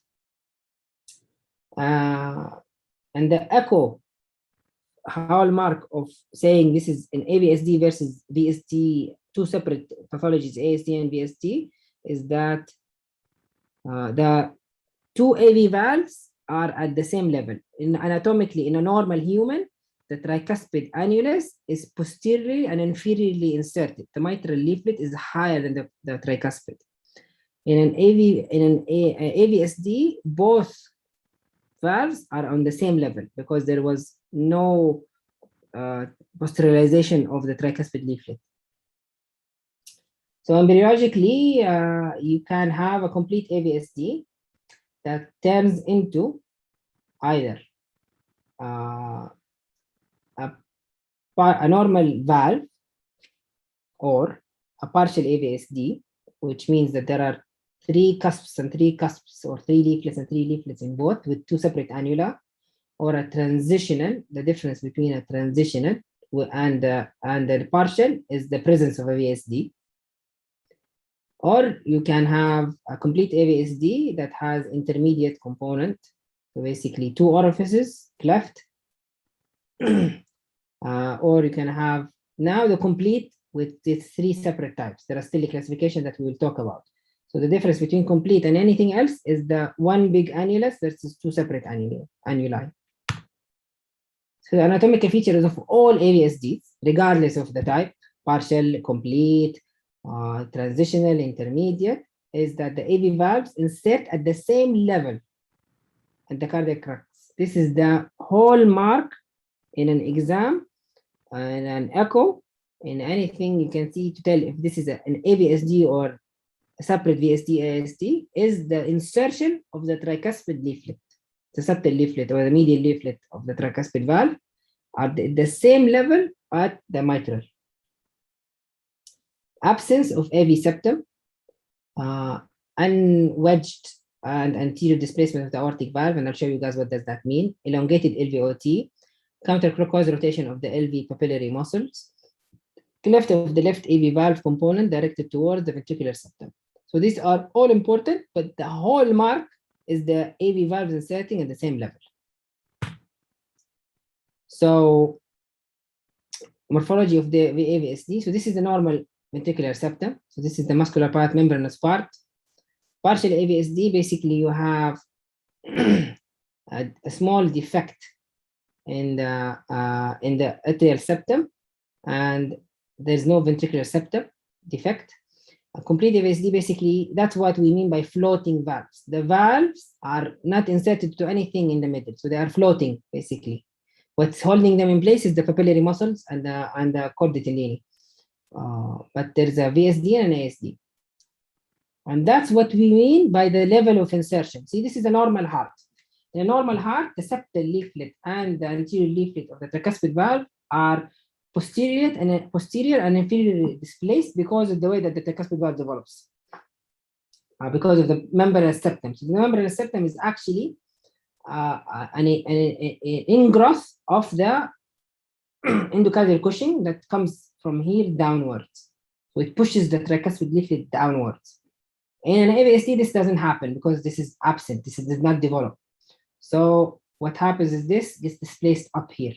So both medial leaflets are at the same level. واضح؟ Yes. Good. It's not, Doctor. Can you for a while repeat it? ايش اللي مو واضح؟ This flow picture. I didn't understand the idea. كده اوكي طيب خلينا نرجع فين يا ربي هنا.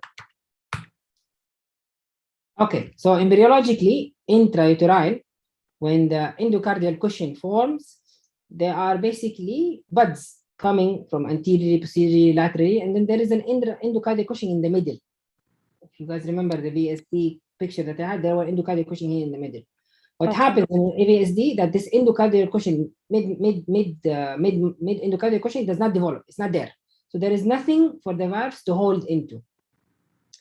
And this endocardial cushion, what makes the perimembranous septum part of the VSD, of the ventricular septum, because it's absent, the endocardial cushion is not just a bud, it's not just ما هي كورة كده بس موجودة. It actually elongates, تطول هي في البطن في البيبي، يصير لها زي كأنها stretch. ولما يصير لها stretch بعد ما تمسك الفالفز فيها يقوم الترايكاسبيد ينزل على تحت. So this is what happens in normal humans.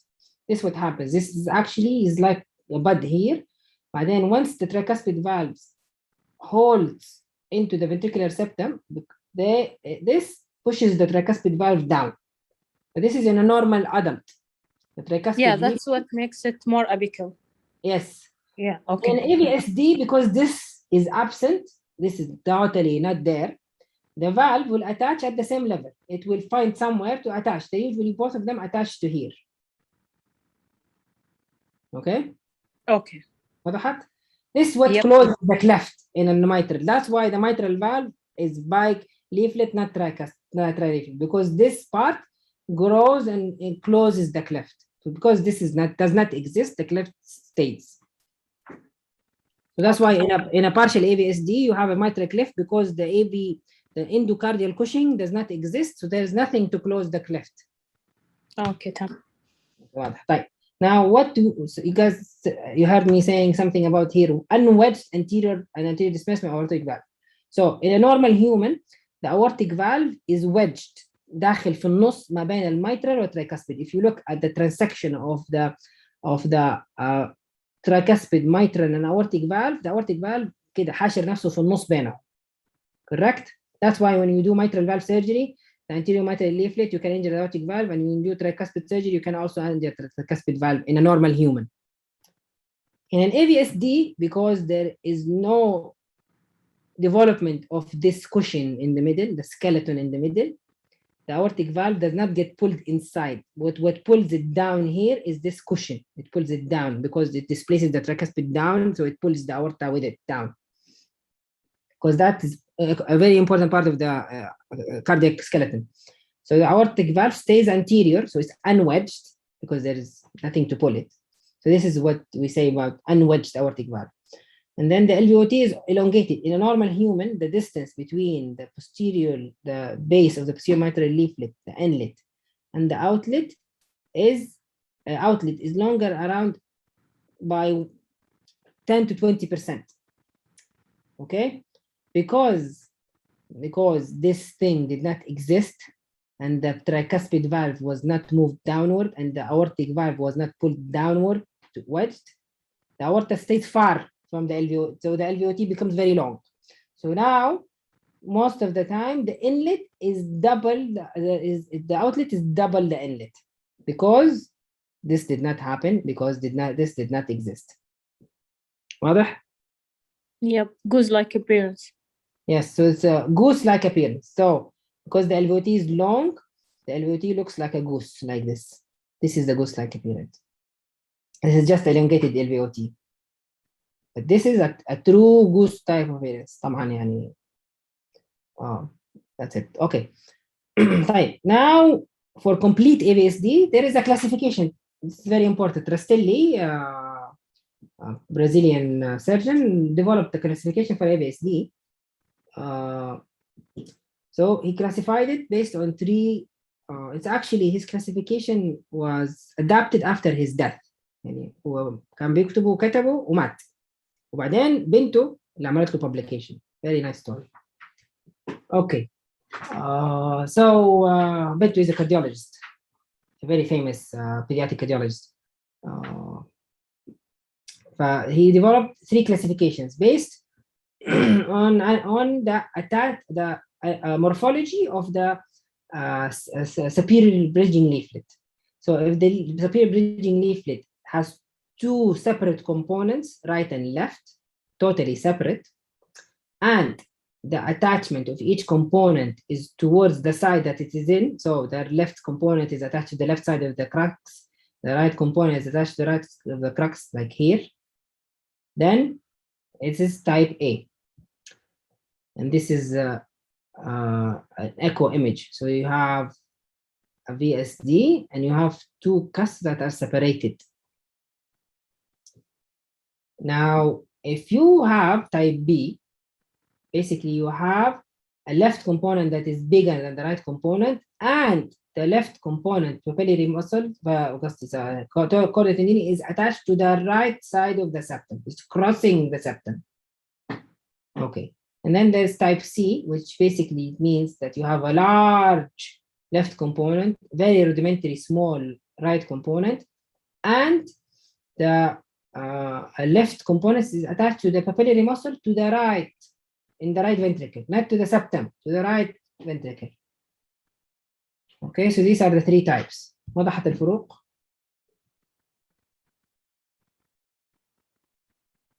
Yes, no, maybe? Maybe. طيب صورة ثانية. هو صراحة حلو. طيب. This is another picture looking at the AV valve from the top, from the surgeon view. Okay, so this is left, right. Okay, right side, left side, anterior, posterior. Okay, so Rastelli type A, you have basically, so anything other than so what makes the classification is the superior bridging leaflet. So everything else is useless. يعني posterior bridging leaflet, right mural leaflet or left mural leaflet are useless. ما حد يفكر فيها يعني. What makes a difference is the anterior leaflet or the superior bridging leaflet. Okay, so if there are 2 separate components, you can separate the anterior bridging leaflet into right and left. It's a type A. هذا easy. واضح؟ Yes. Okay. Now, if you can separate, now type B, if you can separate the anterior bridging leaflet into right and left, but the left is bigger than the right, and the chordae tendineae of the left is attached to the right side of the septum, يمين السبتم، ما هي هنا في السبتم، هذا اليمين here, and this is type B. If you have a large superior bridging leaflet and a very rudimentary right side of it, هذا right component صغير مرة, or just one single leaflet, regardless of what's happening under it, it's a type C. هذه الطريقة أسهل. Yes. خلاص. Type A, two separate components, and each component is attached to the correct side of the septum. Type B, left is bigger than right, and the left is attached to the right. Type C is one big and superior bridging leaflet. I cannot separate right and left. كبيش؟ واضح؟ Yes, إن شاء الله. مهم ده، إذا مو واضح لازم يوضح. لا, it is. Okay, طيب. طيب, the relation between the associated anomalies and the Rastelli classification. So why did he develop this? Because he noticed an association between specific lesions and the Rastelli classification. So most of the time they have no obstruction, alhamdulillah. So type A, 61% of the time. Rastelli type B is a very rare anomaly, and is usually less likely to come without obstruction. Rastelli type C, they are actually less obstruction. With subaortic structures or quark or both. So if you have subaortic membrane or coarctation of the aorta, then it's more common in Rastelli type A, less common in Rastelli type B, a bit common in type C. Tautology of fellow is almost impossible to happen with Rastelli type A. It's most commonly associated with type C. The most common one is type A, followed by type C. Type B is very rare. Right. Left AV valve abnormalities and LVOT obstruction compromise the majority of associated anomalies. Partial AVSD has been associated with secondary ASD and connection of left superior vena cava. Left SVC to the coronary sinus is also not unheard of. It's common, very common anomaly. RVOT abnormalities is the most common type in type C, which is associated with tetralogy. Other associated anomalies are pulmonary valve atresia, double outed right ventricle, anomalous pulmonary venous connection. All of these occur more commonly in complete AVSD. Partial, transitional, intermediate are rarely associated with other anomalies. Right. So you will hear balance. You know, in AVSD, we will hear all of us saying, "Oh, is it balanced, imbalanced?" Balance. What is the concept of balance? Basically, both partial and complete AVSD are balanced. So if you have something other partial or VSD or unbalanced, so based on the AV junction is shared by the ventricles. What does that mean? So if you have a complete AVSD, but most of the blood coming through it or is coming from going to the left ventricle, this is unbalanced to left dominant. If it's going to the right ventricle, it's the right dominant. Well, and why is that important? It's important because you have to make the decision of complete repair versus single ventricle. So if you have a large ventricle, the larger ventricle is termed balanced, and this is based on how much blood goes to which ventricle. So if you have most of the blood going through the AV canal defect into the right ventricle, this is right dominant, and most of the time the left ventricle will be small. And that's important to make your decision if you are gonna do a full repair or a 1.5 repair, which means that you do a Glenn and an AVSD repair and decide what to do in the future, or they go into single ventricle track.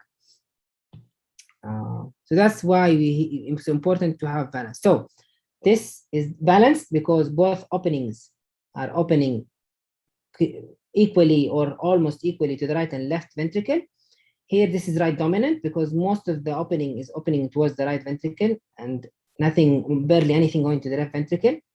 And this is left dominant. So this is mostly left ventricle, and right ventricle is very small opening. So unbalanced VSD with LV dominance is associated with defect resulting from anterior malalignment and ventricular septum, such as pulmonary stenosis, pulmonary atresia, tetralogy of Fallot. Unbalanced VSD with right ventricular dominance is associated with defect resulting from posterior malalignment of the ventricular system, including subaortic stenosis, coarctation of the aorta, interrupted aortic arch. So if you have a scenario in the exam saying, okay, 3-month-old with complete AVSD and right dominance, choose which of the following is the correct associated anomaly. Okay, if I say interrupted aortic arch and then say the other three, pulmonary stenosis, pulmonary atresia, tetralogy of Fallot, it's the left-sided lesion. So right dominance is associated with left-sided lesions, left dominance is associated with right-sided lesions. Clear? الناس اللي داخل اختبار, this is an MCQ question. Clear. طيب. The concept of abnormalities of sidedness or situs can also occur associated with AVSDs.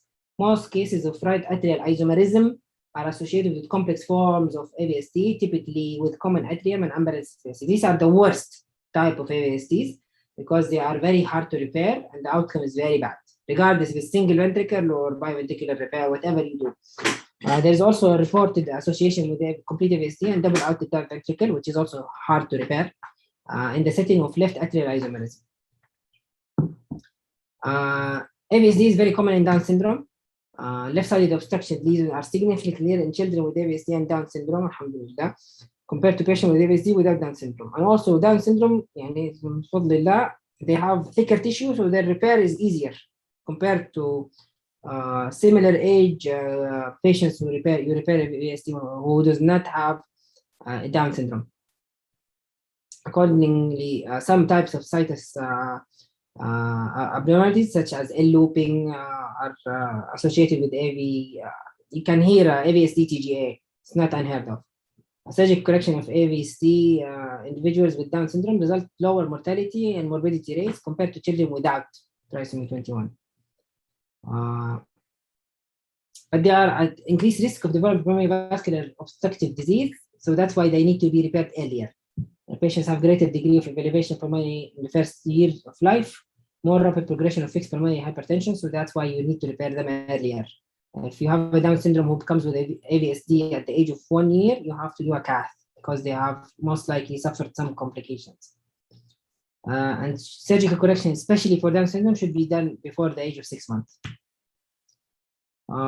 It's not a very common disease, 4 to 5% of all congenital heart disease, and depends on the area. But the gender distribution is equal. Surgery is the only way to fix this, and it should be done within the first 6 months of age, and earlier in patients with failure to thrive. For symptomatic small infants, a PA band can be done to bridge them to definitive surgery, depending on the complexity of the disease, of the repair, and the comfort of the surgeon. So surgical repair, there are 3 techniques. So there is the single patch technique, double patch technique, and the modified single patch technique, or some people call it the Australian nun method. It was developed in Australia.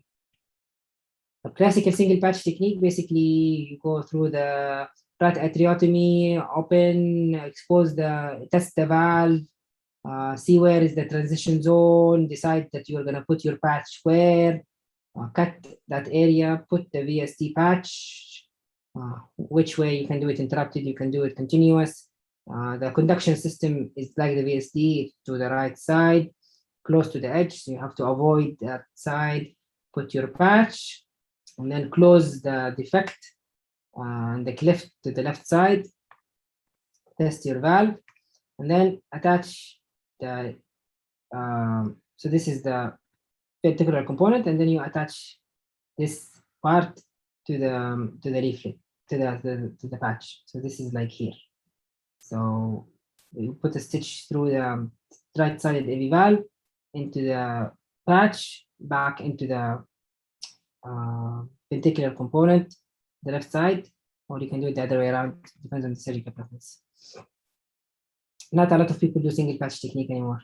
A double patch technique, basically you close the ventricular component with a patch, and then close the cleft, reattach the left AV valve to the VSD patch, and then reattach, and then put your patch, the atrial septal patch, through the left AV valve into the right AV valve, close this interrupted like this, and close the ASD continuously. And then whatever is left from the right side, you can reapproximate, close, you have to test it. So the single modified Australian technique, NUNS technique, is basically a single patch technique, but instead of you closing the defect, the VSD, and leaving the valve hanging, you actually take your bites through the VSD into the AV valve medial components and up to the patch. So what you're basically doing is pushing your AV valve's medial components down to the VSD. Basically recreating خلقات ربنا يعني, you're pushing the valves downward. This is just to show where is the AV conduction system. So it's usually here to the VSD component. So that's why you try to put your patch away to the right side. So your patch stitches are to the right side because the conduction system is usually here. So what you're basically sandwiching the valve in between the patch and the VSD. And then you close whatever cleft you have to close, making sure that you don't create stenosis. So history of surgery, basically the first repair of complete AVSD was done in 1954 Lelehi, using single patch technique and controlled cross circulation.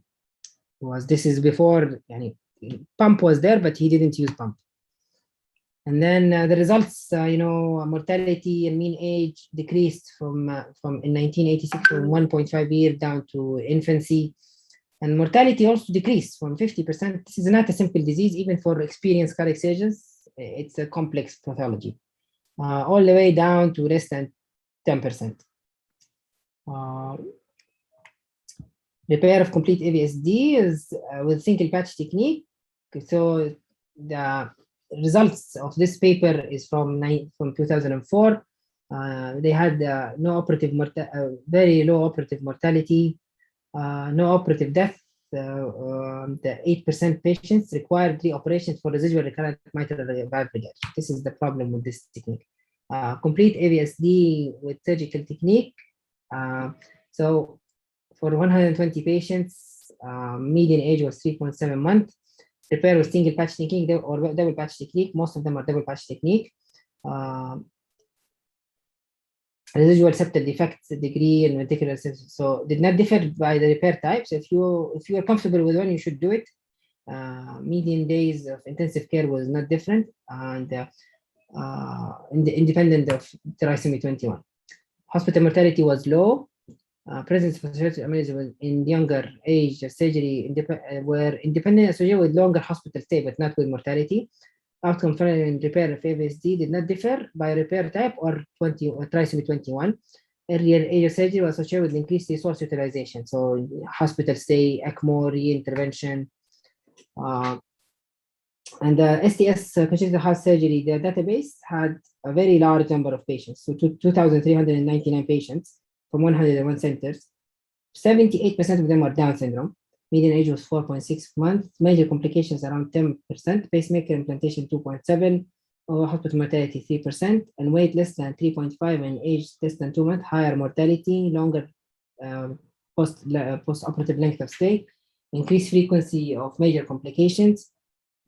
And lower rates of mortality and morbidity. Patients with Down syndrome.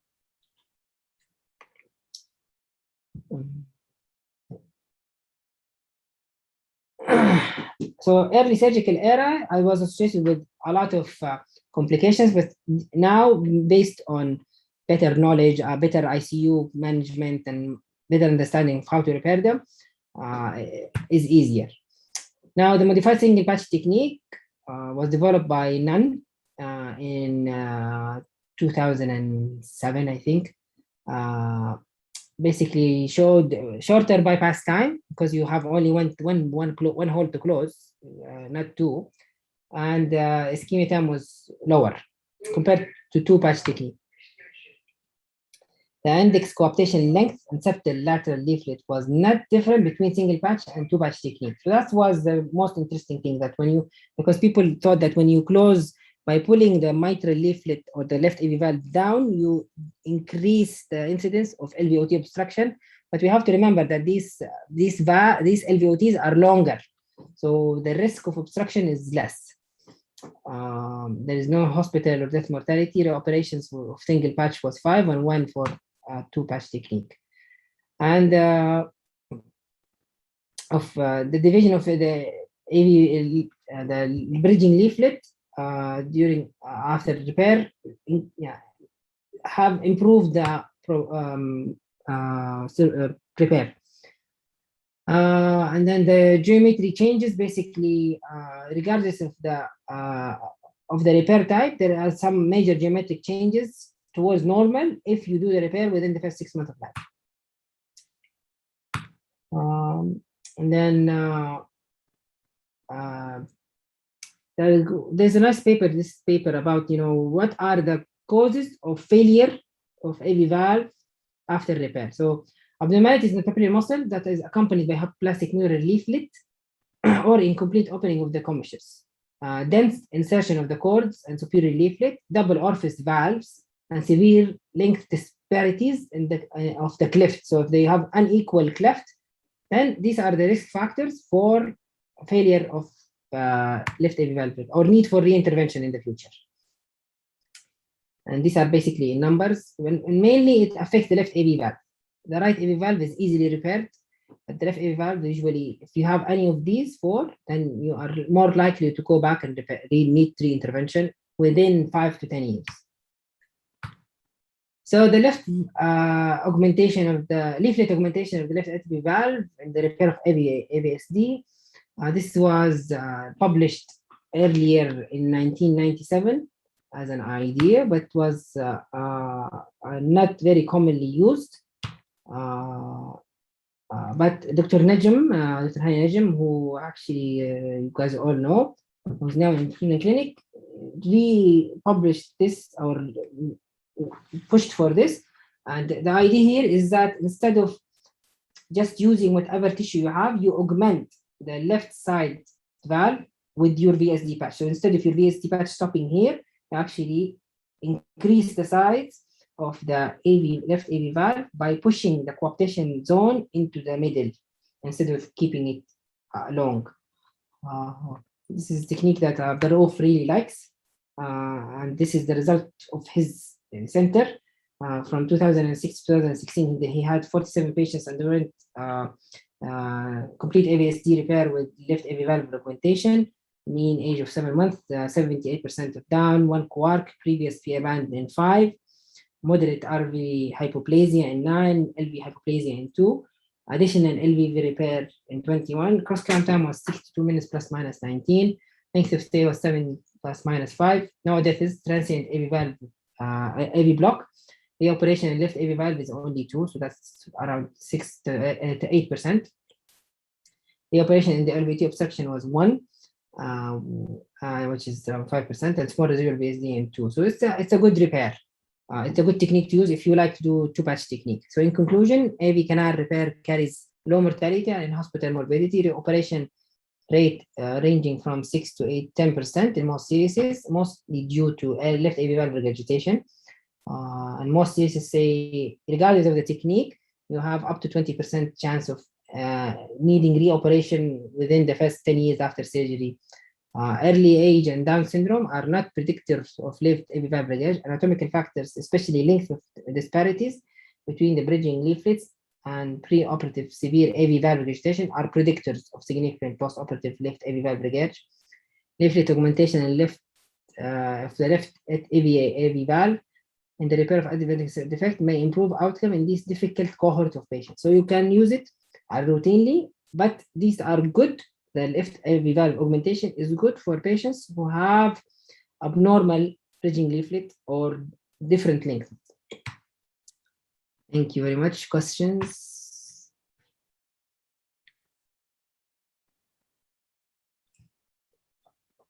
أظن طفشتوا مني.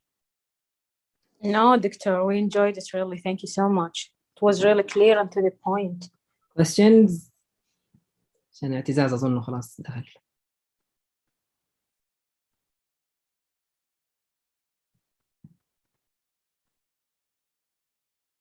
Dr. Hani? نعم. How would you repair a type 3 AVSD, complete AVSD? قصدك type C، ما في type 3. Type C, أيوة. Type C. This one. This one صح؟ type C اللي هو البيج بريدجينج ليف. احنا ما قادرين نشوفه. انتوا ما قادرين تشوفوا؟ طب قولوا لي. It's not moving. دقيقة. شايفين now؟ Yeah. This one صح؟ The large. This is easy. This is not hard. You just split it. You decide where do you want to split it and split it. This is hard. Type B is very hard because the papillary muscle attachment is to the right side. So you have to either re-implant, do some crazy stuff. There are lots of techniques that you can do, but they're hard to repair. This one is not hard because the bridging leaflet is big. So you basically detach it from here, do some neocords, decide to where to split it. Because this component is to the right side. So you can even, what I tend to do is cut towards the right side. So I don't cut in the middle, I cheat towards the right side. So I keep more tissue into the left side. So because you want tissue to do your repair, on the right side, you can even create a new valve, no problem. You take autologous pericardium and create a septal leaflet, do something. The right side is very easy to repair. Not very easy, but it's easier to repair than the left side. And the right side is forgiving. If you have moderate right AV valve regurg, it's not a big deal. But if you have moderate left side AV valve regurg, you have to go back and pump and repair it. But basically, you split the leaflet here, cut here, and put new cords to the papillary muscle. The problem with the type C is that it's commonly associated with papillary muscle anomalies. So you can find that they have single papillary muscle, or the papillary muscles, because they are displaced, because the attachment is to the right side. The left papillary muscles are basically next to each other. So you need to be a bit innovative in what to do. You split them, you create, you attach something to the septum, and there are things to do. The easiest ones to do this one, because this is ready for you. Basically, you need to close the VSD and reattach the medial component of the leaflets. And for this, I like the Australian technique, or the 2-patch technique. And I never done single patch, and I will never do it. The Australian technique has, there are some papers that say that you can use it for any type, but the classical teaching is that if the VSD is too shallow, is too deep, meaning that it's more than 1 centimeter in depth, then your amount of displacement of these leaflets is gonna be high, and your risk of LVOT obstruction is higher. Although, where I trained, there was one surgeon that does all of his AVSDs as the Australian technique, and I was trained in Australia, my pediatric fellowship. One surgeon did all of it, regardless of the VSD size, Australian technique, and he has a publication that says that there is no difference as long as you, because the LVOT is long, so the risk of LVOT obstruction is less likely. Dr. بعد إذنك, is there a relation between this Rastelli classification and balance and the balance? Yeah. Rastelli classification has nothing to do with balance. Rastelli classification is the shape of the bridging leaflet. Now, there is an association with type C and unbalanced AVSD. But Rastelli, when he developed the classification, he did not care. He was not looking for balance. He was looking for repairability and the anomalies of the bridging leaflet. يعني ممكن يجي class A مع unbalanced. Yes. rare بس ممكن يصير أي شيء. يعني احنا نرجع لموضوع البالانس. البالانس has no relationship with the valve. Basically البالانس احنا بنقول the orifice, how much is it equally distributed ولا more to the right, less to the left, ولا more to the left, more less to the right. يعني you can have type A but a small rudimentary left AV valve, left ventricle. فاهم علي؟ يعني ممكن يكون عندك type A Rastelli بس المريض مثلا عنده Sean anomaly left A، مثلا عنده small aortic annulus أو quark. This is balance has no relationship with Rastelli. Rastelli is the shape of the valve itself, and the balance is the balance of how much of the orifice when it's opened is distributed between right and left. Okay, clear. Thank you. Okay. And doctor, it has nothing to do with mortality, right? Being balanced or unbalanced. It has to do with the repair itself. It has to do with mortality also. Okay. Unbalanced AVSD that go on to single track repair have worse outcome because they are single ventricle, not because of the AVSD itself. بس يعني an unbalanced AVSD, severely unbalanced AVSD, you cannot repair it because there's no ventricle to take over the cardiac output. يعني the whole idea of repairing an AVSD is to create balance, to create يعني a circulation in series, normal circulation حقتنا احنا. if the left ventricle is too small and you close that VSD and ASD and there is no way to fill it, baby will die. So balance is important for the decision making of doing biventricular repair or single ventricular repair. Okay. طبعا هم ال AVSD they do better than hypoplasts حتى لو they are unbalanced يعني because you have 2 ventricles pumping not 1. They are good single ventricles, not bad single ventricles. But يعني you have to يعني you can do single ventricle for them, but you have to deal with the AV valve. It's regurgitant. There are techniques to deal with it. ما لكم شغل فيها شيء advanced. Okay. طيب. Any more questions? إذا اعتزاز موجود خلاص I think he should start. It's for 10 after 4. اعتزاز, I see you. Welcome.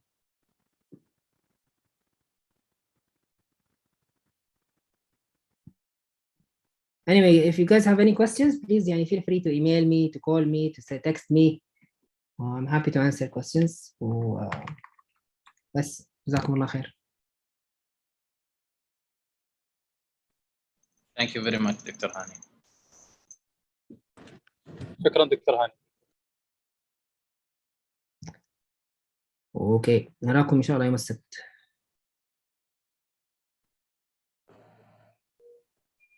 Thank you, Dr. Hani. I'm not sure Dr. Atizaz is ready. موجود. شايف انا شايفه موجود بس ما شكله اعتزاز. Yes. Yeah, I'm here. Yes. Yes. Welcome. Thank you. If you are happy, you can start right away, Dr. Atizaz. Thank you.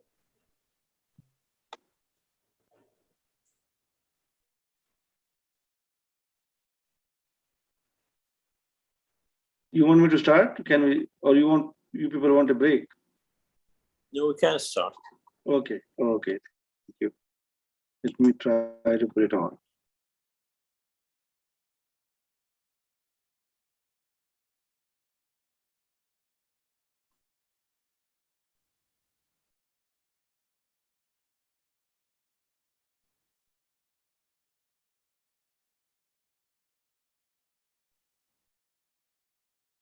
Right.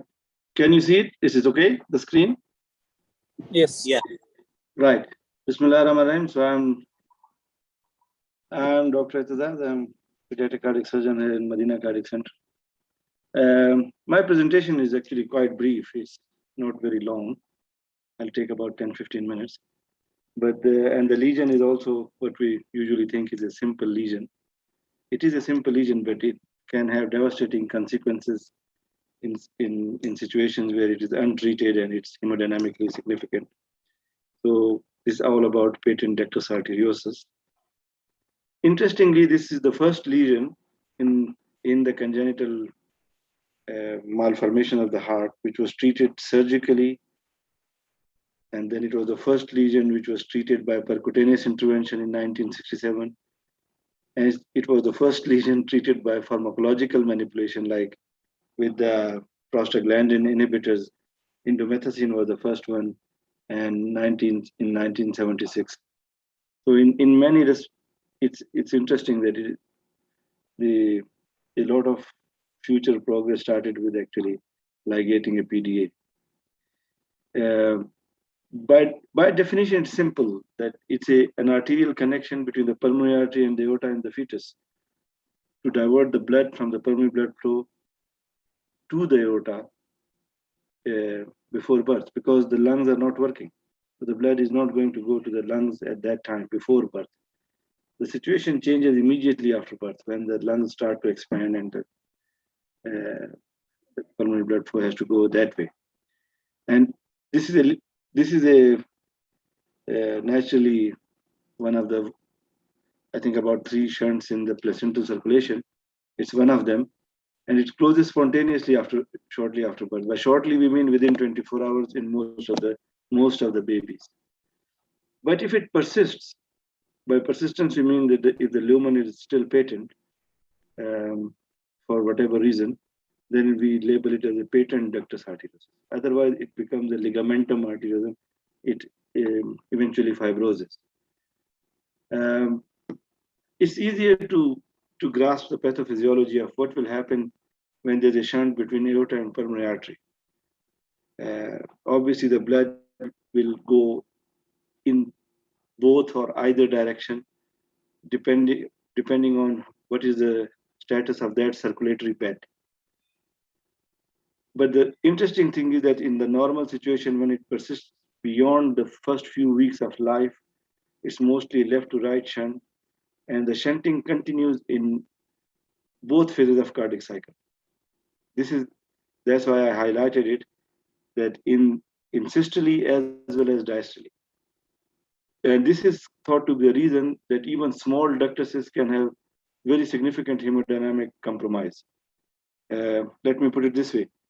A baby may not be able to tolerate it, a neonate or small baby, a 3 or 4 millimeter duct, while he will easily tolerate a 3 or 4 millimeter VSD, because the period of shunting is both systole and diastole in the PDA setup, where the ductus is patent. About 0.9%, with less than 1% of the full-term babies will have PDA at 1 month. So it means that 99% will close. We are talking about the full-term babies. So the focus is on if you're full-term, very big percentage will just close spontaneously. You just wait for a few weeks.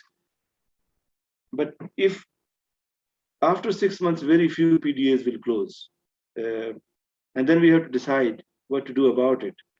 Because a very small PDA, which you can just hear a murmur and is considered to be hemodynamically insignificant, can be left alone. It's not that the diagnosis of the PDA automatically will lead to do something about it. You have to decide when and what to do. And that's where lots of controversies are in certain situations. But remember that if an isolated hemodynamically significant, which means a large PDA with a lot of shunting, is not treated, then the mortality can be 30% in the first year of life. Now, this is a very high mortality for a lesion which we think is a simple patent ductus arteriosus. But how do we diagnose? Mostly, you can diagnose it clinically if you have good clinical judgment, or you examine the baby properly. You should be able to hear a machinery murmur with hyperactive precordium. But these days, as you know, clinical judgment is always sort of supplemented with some form of imaging. And one of the easiest imaging is transthoracic echo, which is these days is the mainstay. Once you suspect that this baby has a murmur which could be due to PDA, the transthoracic echoes are always available in most of the situations. Now, yes, we have diagnosed a PDA. Now, how the PDA should be managed, or how it will behave will depend on systemic and pulmonary vascular resistances. You can imagine a shunt between two resistances, two capillary beds or two vascular beds. Then whichever bed has a higher resistance, the flow of the fluid or liquid or blood will go to the lower resistance circulation. When a child is born and the pulmonary resistance is higher, it doesn't shunt. It doesn't shunt from left to right, or shunts very little. Within the first few weeks of life, within the first 2, 3, 4 weeks of life, the pulmonary vascular resistance falls and the shunt increases from the left to right. So that's the equation of the vascular resistances. Anatomy of the PDA is also important. How big is it? And sometimes the origin of the PDA is not exactly where it should be, like between the isthmus of the aorta and the origin of the left pulmonary artery. It could arise in certain situations from different places, including from the base of the subclavian artery, and it could be attached to the right or the left side. And obviously, age of the patient becomes important to understand how the PDA is going to behave and how we are going to tackle it. I want you to think about one situation very clearly, which is a PDA in the premature babies. Now, most of the patent ductus arteriosus is like a requirement of a premature baby. His lung resistances are high, and he needs a shunt. Otherwise, he will fail. His right side will fail.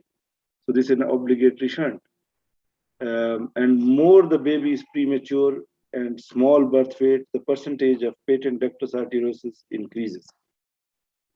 So premature babies can usually present as their pulmonary vascular circulation resistance goes down in the first few days of life. They start to have pulmonary overcirculation, congested lungs, congestive heart failure, and they end up on ventilation. And then they have problem, which we'll discuss in later slides, with the ventilation, and we have to do something about it in most of the situation where they go down that pathway. Then there's in infants and older children can present with congestive heart failure or recurrent pneumonias. These are the ones which we usually see in the pediatric cardiology presentations or discussions, cardiology, cardiac surgery, I mean. Adults can present just asymptomatic, or if they are very late, they can present as Eisenmenger syndrome, which is that they have become predominantly a right to left shunt, and their pulmonary vascular resistance has increased to the degree that they have become blue. This type of scenario is very rare these days in Saudi Arabia or wherever the cardiac surgery and pediatric cardiology is well developed, but it is still there in other developing countries, and you would see Eisenmenger blue adolescents or adults. And when you try to diagnose, to investigate, you just find there's a PDA, which may come as a shock to you, but this does happen. As I said, that the more premature, the more chances of the duct remaining open. And perhaps if you are less than 28 weeks of gestation, then 70% of the babies will have an open ductus. Not all of them will require something to be done. There's one paper claiming that they looked at the premature babies who are less than 28 weeks old and less than 1,000 grams, which means less than 1 kilogram. Spontaneously, the PDA closed in 34%. But mostly these days, we go through this kind of algorithm. Actually, different institutions may follow different algorithms or different medications or procedures which they use. But usually it goes like that you first want to try a medical therapy. Now, why medical therapy? Because one of the reasons that the ductus remains open is due to high circulatory prostaglandins in the intrauterine life, which is secreted by the placenta, and also locally the prostaglandin levels are high in the area of the ductus. Now, when after birth the placental source is gone, but still if there's some local factors which keep the duct open, then you try to give something which will inhibit the prostaglandin. Initially, people were using indomethacin, but later on, ibuprofen was also found to be useful, and some other non-steroidal anti-inflammatory drugs have been used, and with success rate of closure of the ductus with a medical therapy in up to 50% of the cases. We are talking about the PDA in the premature and neonates. So this type of management is done in the NICU, and the NICU attending, or they may decide to follow different protocols. In some of the protocols, they have to give repeated doses, 2 or 3 doses of these medications, depending on is the baby or the neonate going to tolerate it, because all these medications have their own side effects, and some of them have significant side effects. Then you start to think about closing this ductus. So failure of medical therapy becomes an indication of surgical ligation in low birth weight and premature babies. We talked about it in a normal situation where the pulmonary vascular resistance is lower than the systemic vascular resistance. There'll be increased pulmonary blood flow, and this is how it's going to happen even in the small neonates after a few days of life. And there'll be steal from the systemic circulation. More blood volume will go to the lungs, and that will end up them having pulmonary hemorrhage, edema, chronic lung disease, and they are on ventilator. And it also increases the chances of necrotizing enterocolitis, intraventricular cerebral hemorrhage, renal failure, all related to the steel from the systemic to the pulmonary vascular circulation. So the surgical ligation, which most of the surgeons and the centers would agree is the safest in the NICU in these low birth weight and premature babies. Yes, you can take them to the OR and surgically clip or ligate the PDA, but transporting a neonate from NICU to the OR is hazardous. There are lots of things which happen, including hypothermia, whatever, glycemia. But one of the common things which, if you try to do that, will come to haunt you is during the transport they get extubated. The tube gets pulled out, something else happens, and then no anesthetist, who's a pediatric anesthetist or whosoever is helping you, is comfortable in intubating an 800-gram baby or 630-gram baby, and you lose it. NICU gives you, and this has been my personal experience as well, you need to talk to the team, to the NICU team, if they want you to ligate that okay, you have to have a meeting with them and say, okay, we will ligate it here, and this is what I will bring from the OR. Like, for example, you bring from the OR your instruments, you'll bring your headlight, you will bring your cautery, suction, whatever, and we will do it on the bedside, and you will stay around us. The NICU attending should be there in case the baby gets extubated or whatever. He's the one who's going to help you. And the NICU nurses are the one who know how to calculate, say, for some drug, let's say fentanyl, 1 mic or 2 mic, and how to administer it. If your own anesthesiologist can also be there, well, should be there, but he needs this help as well. The other is during the how to ventilate the baby during the procedure, because the procedure in the first time when you will do it, it will take a little bit longer because to arrange everything. You have to put the baby on the side. You have to make sure he's getting ventilated. There is a tube which is connected to his ETT, which somebody can bag, and they know exactly how to bag, let us say, 700-gram or 800-gram baby. If you embu bag him in a harsh way or in a big volume, you are inviting trouble. And if you, in between in bagging, when we're actually doing the procedure, sometimes they have to stop bagging to let us push the lung and see where the PDA clearly. So all these things need like a coordinated team effort of different specialties. And once that's done, then it seems to be easy. After a few cases, you will notice that now in the first one, which took you to do 2 hours, then after 10, 15, you're doing it in half an hour because everybody knows what he's supposed to do. But I'm personally an advocate of NICU ligation. I don't think it's safer to take the babies to the operating room. Neonates, we are talking about the neonates and the premature ones. Why these ducts remain open? As I said, prostaglandins and low oxygen saturation, they keep the duct open. After birth, both these things change. The prostaglandins get almost eliminated or become very low levels, and the oxygen saturation locally increases, so the ducts start to close. The prematurity is obviously a direct relationship to the incidence of how much will remain open.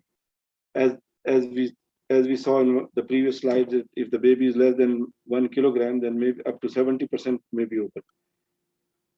And in a less than 28 weekers, up to 70 to 80% will have a patent ductus arteriosus. Some of the genetic syndromes like trisomy 21 and the mutation of chromosome 12 associated with more incidence of patent ductus arteriosus. Rubella infections and ACE inhibitors during pregnancy are also supposedly, they have an association with incidence of PDA in the newborn. Now, what is a hemodynamically significant PDA in a newborn? Is there any sort of ballpark figure or guideline? Any PDA who's, I think, most of the literature points are greater than 2 millimeter or around 2 millimeter in a neonate is significant. That's it. That is going to produce a large enough shunt to give problems to this baby by shunting left to right and congesting his lungs and stealing from his systemic circulation. Now, then again, failures of repeated courses of prostaglandin synthesis inhibitor, they could either fail, not close the duct, or because of the side effects of the medication, the baby develops something like what you're reading on the slide: necrotizing enterocolitis, GI perforation, pulmonary hemorrhage, thrombocytopenia. So then if a baby has developed, let's say, thrombocytopenia or a GI perforation, it's illogical to give him a second dose or third dose. So then they call you that there's significant PDA and we need your help. So that's where the surgical indication needs to be sort of entertained. So contraindication of medical therapy, for whatever reason, a baby is there and they find that he has a big cerebral hemorrhage, which they have more premature, they are more intraventricular cerebral hemorrhages they have. So, and if they have significant duct, so that our colleagues may decide that they are not the candidates for medical management, and then we get invited to come and help them with surgical ligation. Now, surgical ligation, as I said,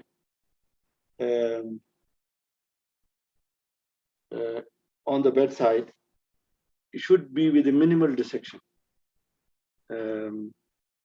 Don't try to go around the duct. Don't try to dissect the adventitia, because it's very, very, very thin walled. It's going to just burst on you, just rupture there. And the other thing is, we do not try to do anything like a ligation or a suture. We take a liga clip, a medium liga clip, we identify the duct properly, because if you don't identify the duct properly, you may ligate anything which is around. People have clipped one or the other pulmonary arteries, usually the left pulmonary artery, or even aorta. Descending aorta has been so many times ligated. Or the clip can, if you don't apply the clip properly, and it is sort of impinging on one of the very, very close structures, which is the descending aorta and the left pulmonary artery, you may narrow it and cause some constriction there. So it has to be done very carefully, and the liga clip applicator, you check it. Some of the liga clip applicators, by prolonged use, they start to scissor. I don't know how to explain to you scissor. That when you close it, the two jaws, they go across each other, and that's why they can actually cut the very thin ductus. So check everything before you do, and usually the liga clip, which we call 300 liga clip, is large enough to occlude it.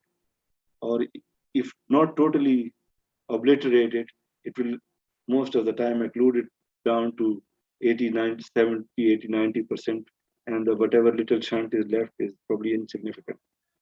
So these are the judgment calls, which obviously everybody learns with experience.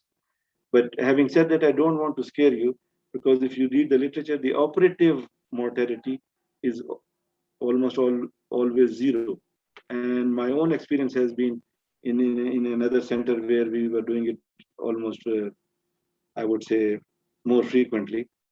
In about 40 cases, we did not lose anybody on as an operative mortality. Yes, we lost some children because the neonates get septic, or there are some other issues.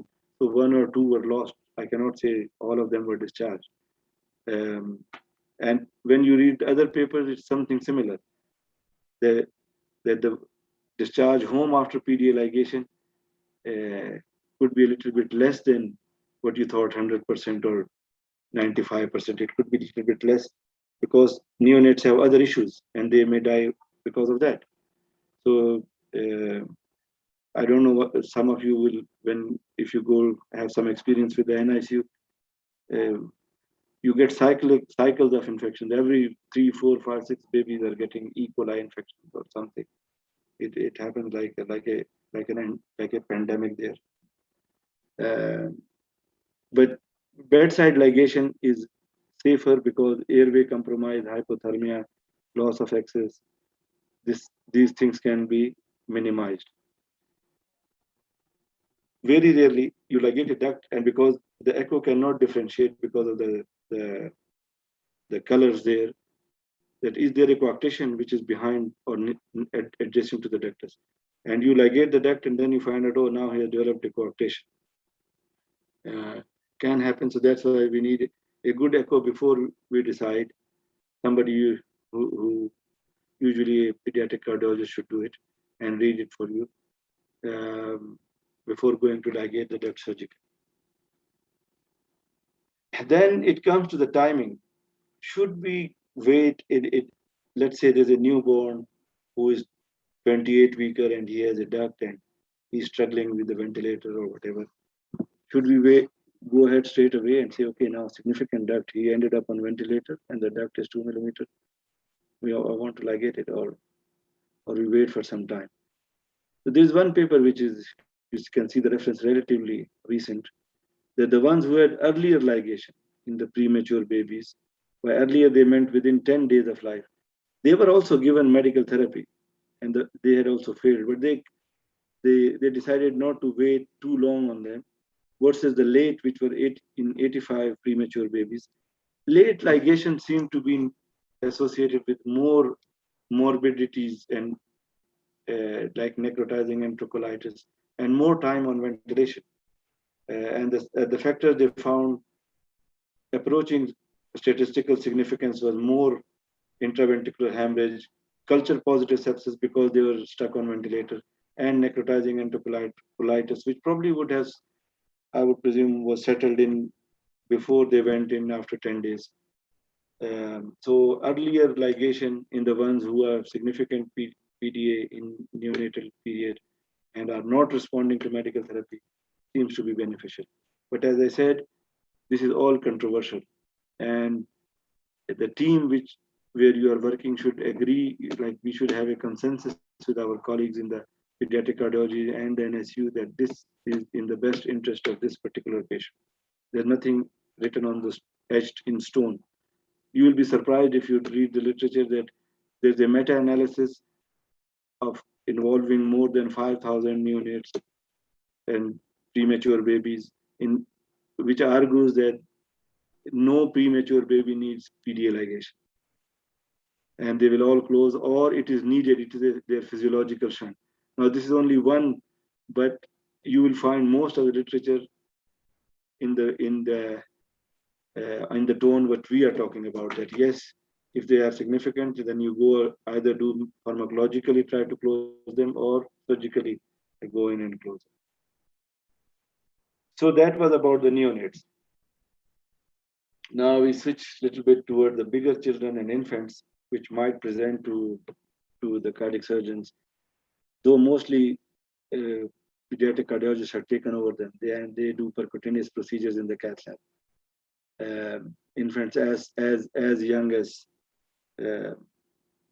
few months old, 5 kg or above, they go, and I will show you some pictures later of the procedures which are done almost routinely here in Medina Cardiac Center.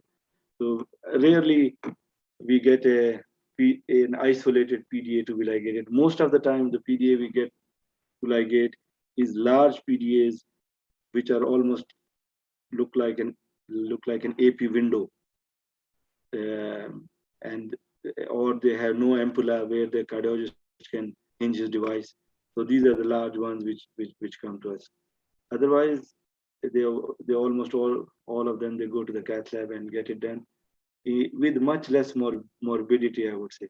Mortality, I don't think, mostly with the PDA ligation we have mortalities, luckily, but obviously it's a surgical procedure and it can still have infections, trauma to adjacent structures, including nerve injuries, injury to the recurrent laryngeal nerve, also chylothorax. Everything is everything's happened to a certain percentage. So all these things have to be considered. And if the expertise is available, I think percutaneous procedures are they take the first spot, and the surgery is left for the ones which cannot be closed percutaneously. So failed device closure becomes the indication in infants and children for surgical closure. For surgical closure, you can do, obviously you have to do a thoracotomy toward the side of the ductus, or you can do a thoracoscopic procedure if you have that skill and the equipment available. And thoracoscopically, you can ligate it or close it. Now, you might have noticed I'm saying ligate because ligate is probably safer. You can divide a duct, and older textbooks say, you do put 2 clamps if the duct is short and cut in the middle and oversew it. I tell you, it's like inviting trouble in most of the time. If that, if it is too short and the clamp slip or something, you have a catastrophic hemorrhage, and then you are cursing yourself. Ligation also has to be done carefully with it. There are techniques, something called triple ligation. You don't ligate with one ligature. You put 3 ligatures, maybe 2 of proline and 1 of a big silk, 5 of proline and 0 silk. Make it wet and close it with enough force so that you just crush the duct to close. Do not just cut it with being over enthusiastic or aggressive while ligating. This is, let me try to run it for you. This catheter has gone through the venous axis, and if you see, this is through the PDA and this is the aorta. This is the PDA. Here's the PDA. I hope you're appreciating that this is the ampulla of the PDA and this is the PDA. It's a lateral view, so you can see it again. The dye going into the pulmonary arteries when it's injected in the aorta. These are the pulmonary arteries getting highlighted. You can see a device at the end of this catheter. But this is a nice one because you have to this is from the venous axis again, and he has gone through the pulmonary artery into the PDA, and the device is there. And in the levo phase, you see the aorta getting highlighted. Injection is now, but in the levo phase, the aorta is getting highlighted. So that most of the dye from first injection, nothing is going to the aorta. Almost all of it is going to the lungs, and from the lungs, when it comes back to the left side, then in the levo phase, we get the aortic outline, which you see at the back. This is how this procedure is done. This was done last week. This is a child who is about 6 months old and 5.4 kg or something. And then the device, they confirm that the device is in the proper place and not impinging too much on inside the aorta or whatever, and it's not, the interventional cardiologist, they make sure that it's not going to fly off. So after they have checked it, sometimes they in a bigger child, they would do a TE as well to confirm it, but mostly with the biplane imaging, they can assess it. And then the device is finally released in its position, and they pull out their catheters, and it is sitting there, including the PDA. Next day, when you see the child, well, obviously, is this still a procedure? So the child has to be kept in the hospital at least overnight. In addition to other things, you have to observe where the access was in the femoral artery or femoral vein. These two, which I showed you, were the femoral vein. So is there any compromise, venous or arterial compromise of the leg? It has to be carefully assessed and dealt with like urgently. You cannot wait till tomorrow. Oh, the leg is a little bit cold, so I will see what happens tomorrow. No, you have to start some chain of management, talk to your colleagues and seniors what to do about it. The next day, among other things, an echo is done to assess that the device is in place and it has closed the PDA. But if you focus on this X-ray, you can see this device here. This is also important. You want, even the early morning X-ray will tell you it is still there or has it flown off somewhere else. Rarely it happens that it has dislodged. And if it has dislodged, then either they can retrieve it, or if you have to take him for surgery, then you have to deal with it at that time, where it is, if it's accessible. The other thing I want I put this X-ray up for you. You look at this border of the heart. This is from the, it has become like a straight line, and there's no, because of the enlargement of the pulmonary vascular bulb there, and it has become in line with the aortic knuckle and in the contour of the left ventricle. It has become a straight line, which means it was a big PDA. And still there's some plethora of the lungs, but this picture is not going to go away immediately after 1 or 2 days. It will take some time to disappear. There's a very particular thing about the adult PDAs. Sometimes, well, most of them will get closed by the devices, very rarely surgical.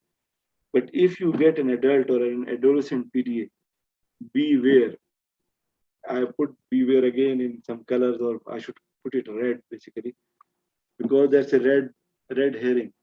Adult PDAs which are significant and you need to close them, median sternotomy is recommended, and have the cardiopulmonary bypass facility at least standby.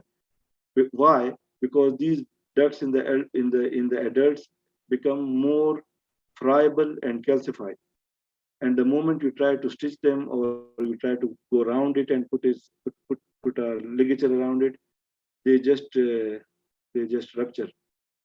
So it may sound too far-fetched, but in some of them you have to put them on bypass and patch the pulmonary artery from inside, open the pulmonary artery and patch the opening from inside, because the other part of the ducts are not amenable to surgical ligature or suturing or whatever, and it can be very hazardous.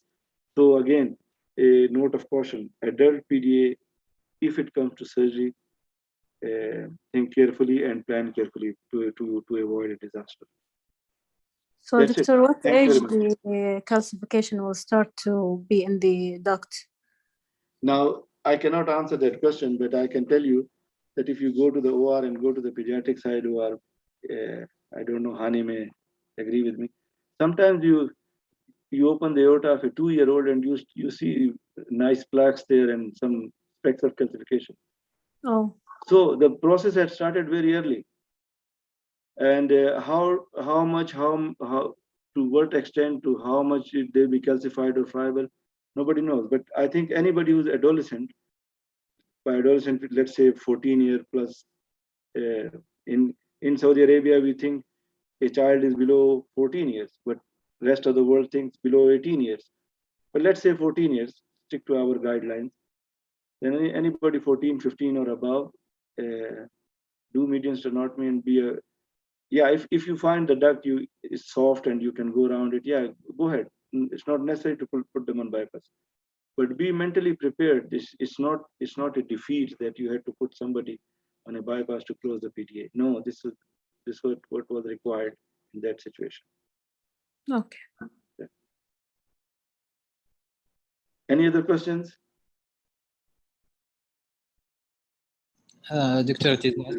Yeah. Allow me, thank you for the picture. No problem. Which patient, pediatric patient, that you have to take him through median sternotomy or period with bypass, especially in pediatric patient, if there is no other lesion? Is there an indication for that? You know, the pre-op imaging, sometimes the pediatric cardiologists, they tell me what I have taken. Let me tell you my experience. The one they tell you is the duct is too large and short, looks like an AP window. And they use the term, right? So when the AP window means aortopulmonary window, then I want to do it through median sternotomy.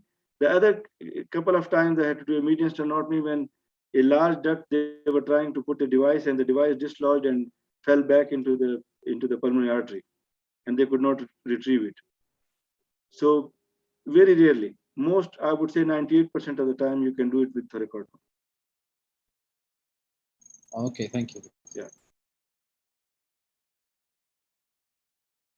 PDA is also associated with other lesions, obviously, but we are in this talk or in this 10-15 minutes, we are just talking about the isolated PDA.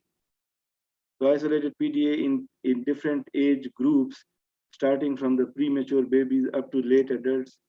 This is I think, was the domain of this talk. So yeah, there are other lesions when you have to repair a VSD with a PDA or something else. Then you have to obviously do the median sternotomy.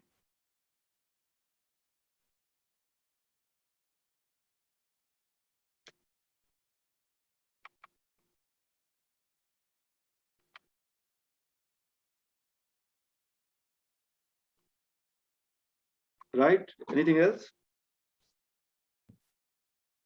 Yeah, thank you, Atitaz. Yes, I agree with you. Any adult, regardless of the age, 14 or 18, and I think median sternotomy is with a pump primed and ready, not just can you get on the table, because you never wanna try to attempt to close this PDA through a thoracotomy and then it ruptures, and then you really have no time to catch your breath.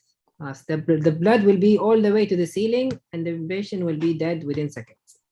This is exactly, Hanish, thank you for reinforcing it, because these residents, I want to tell them that, what we mean by bypass ready doesn't mean that the perfusionist is sitting on the 3rd floor and his pump is somewhere else. No, primed and ready. Yeah, and when I do these adult PDAs, I have the cannulas and heparin in the hand of the anesthetist and say, pray, please pray that doesn't rupture. Exactly. And as you said, once it happens, then the situation becomes unsalvageable if you are not prepared.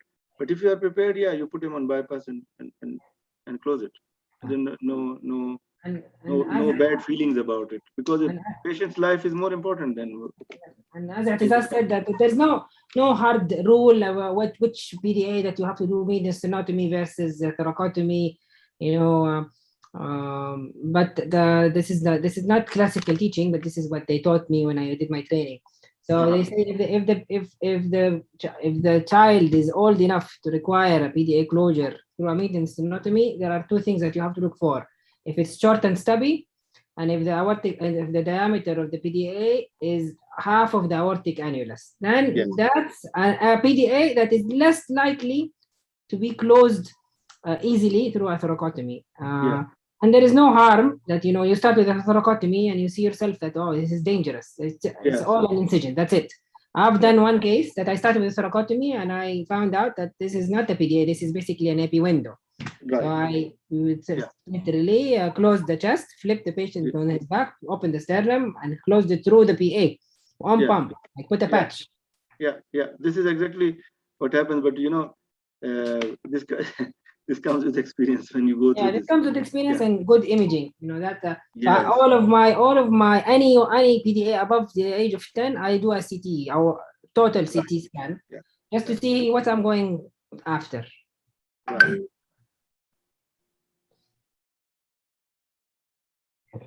And also, I remember in last Tanzania mission that I did, they did a PDA closure, device closure, and then it embolized, and they couldn't retrieve it, and then it embolized and stayed in the worst area ever, in the orifice of the left subclavian. So they couldn't retrieve it. They couldn't do anything to it. So we had to take the patient, do a thoracotomy, not to close the PDA because they closed it with another device, but to retrieve a device. Retrieve the device, These cath lab things can happen. But luckily here in Medina, we have some very, very slick, Mansoor. And since I have been here for the last 7 years, I didn't retrieve any device for the PDA. And he does all sorts of PDA. We just get away with it.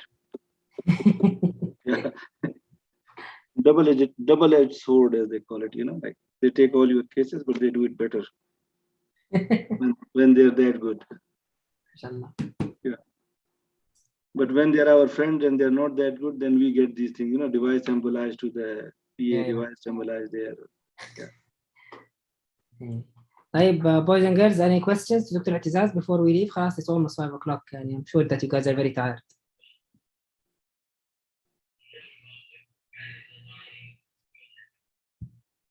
يا حلوين يا نايمين. Yes دكتور معك. ايوه في اي اسئله ولا خلاص تطلقوا صراحه ونطلق صراحكم؟ I just wanted to ask about during ligating the BDA, what things I have to monitor and look for during ligating the BDA. Is it only the blood pressure, or I have to look for something else? You know, you can answer that question yourself, I think. When you're ligating the PDA, you worry about ligating the descending aorta in a very small baby. So how you monitor the descending aorta, you can have even a pulse oximeter down on the foot or an arterial line there, right? Yeah, okay. Yeah, the pulmonary artery, if unfortunately you ligate, you will not notice at that time. That will come later when some of the good friend will come and do an echo and tell you PDA is still there, but pulmonary arteries, I can't see any flow. And I don't think you can monitor that easily. Yeah, I would say aorta, yes, and descending aorta most of the time. Okay, sure, thank you. Yeah, thank you very much. Okay, inshallah, I'll see you on Saturday, boys and girls, whatever. We had a couple of talks there. Yeah. Enjoy your weekend. One more important structure that is close that you do not want to ligate or cut. Not for you, Atizaz, other people. You guys need to answer. So what's very close to the PDA that when they get to extubate the baby, they will say that the surgeon was not good. The nerve recurrent laryngeal, because it loops around the BDA. The recurrent laryngeal. You have, it's always better to see it. Yeah, this is the problem with the surgical ligation. Like if you read, they're all common to anything. If you're repairing a coarctation or working in that area where near the isthmus of the aorta and the PDA, you will get the other structures around. You can injure a nerve, you can injure a lymphatic, you can injure a major artery, you can injure a pulmonary artery. All these are the problems of surgical ligation. And then additional things get added on to it, like infections and effusions. So you have to consider those. I think, to be honest with you, when I talk to a patient family for consent, I mentioned these things that we're doing surgically, but these things can happen. And again, I support Atizaz's comment about doing it in the ICU is the best place for the baby, for the baby and for you. Believe me, moving these kids 600 grams into the corridor is not a nice experience at all. I actually want to tell them, because if they are reading Richard Jonas's book, he very clearly says, move these babies to the OR and whatever. No. Maybe if you're Boston, move them to the OR. Maybe if you are in the OR is next to the ICU, yes. But but they have their own. But I would tell them, do not move the baby anywhere. Go there and do it. And since I came back from training, I've done all of them in the bedside. Yes, people, and they are fine with it. Yeah, Hani, what happens that in a new place, for example, I started doing it in Tabuk. I had to have almost like 3 or 4 meetings with all the team, trying everybody to understand. And then again, I noticed that my neonatal PDA ligation would only be coming when there was one particular intensivist on call who was trained in Canada, and he believed that the ductus should be closed surgically if he did not respond to 1 or 2 doses of indomethacin. While the others kept on waiting. So you don't go asking for it. To be honest with you, I don't go asking for it. But if it has to be done, then best place is to do it in the NICU. Okay. Okay. Yeah. Thank you, everyone. Thank you, Atizaz. See you guys on Saturday. Yeah. See you next time, inshallah. Bye.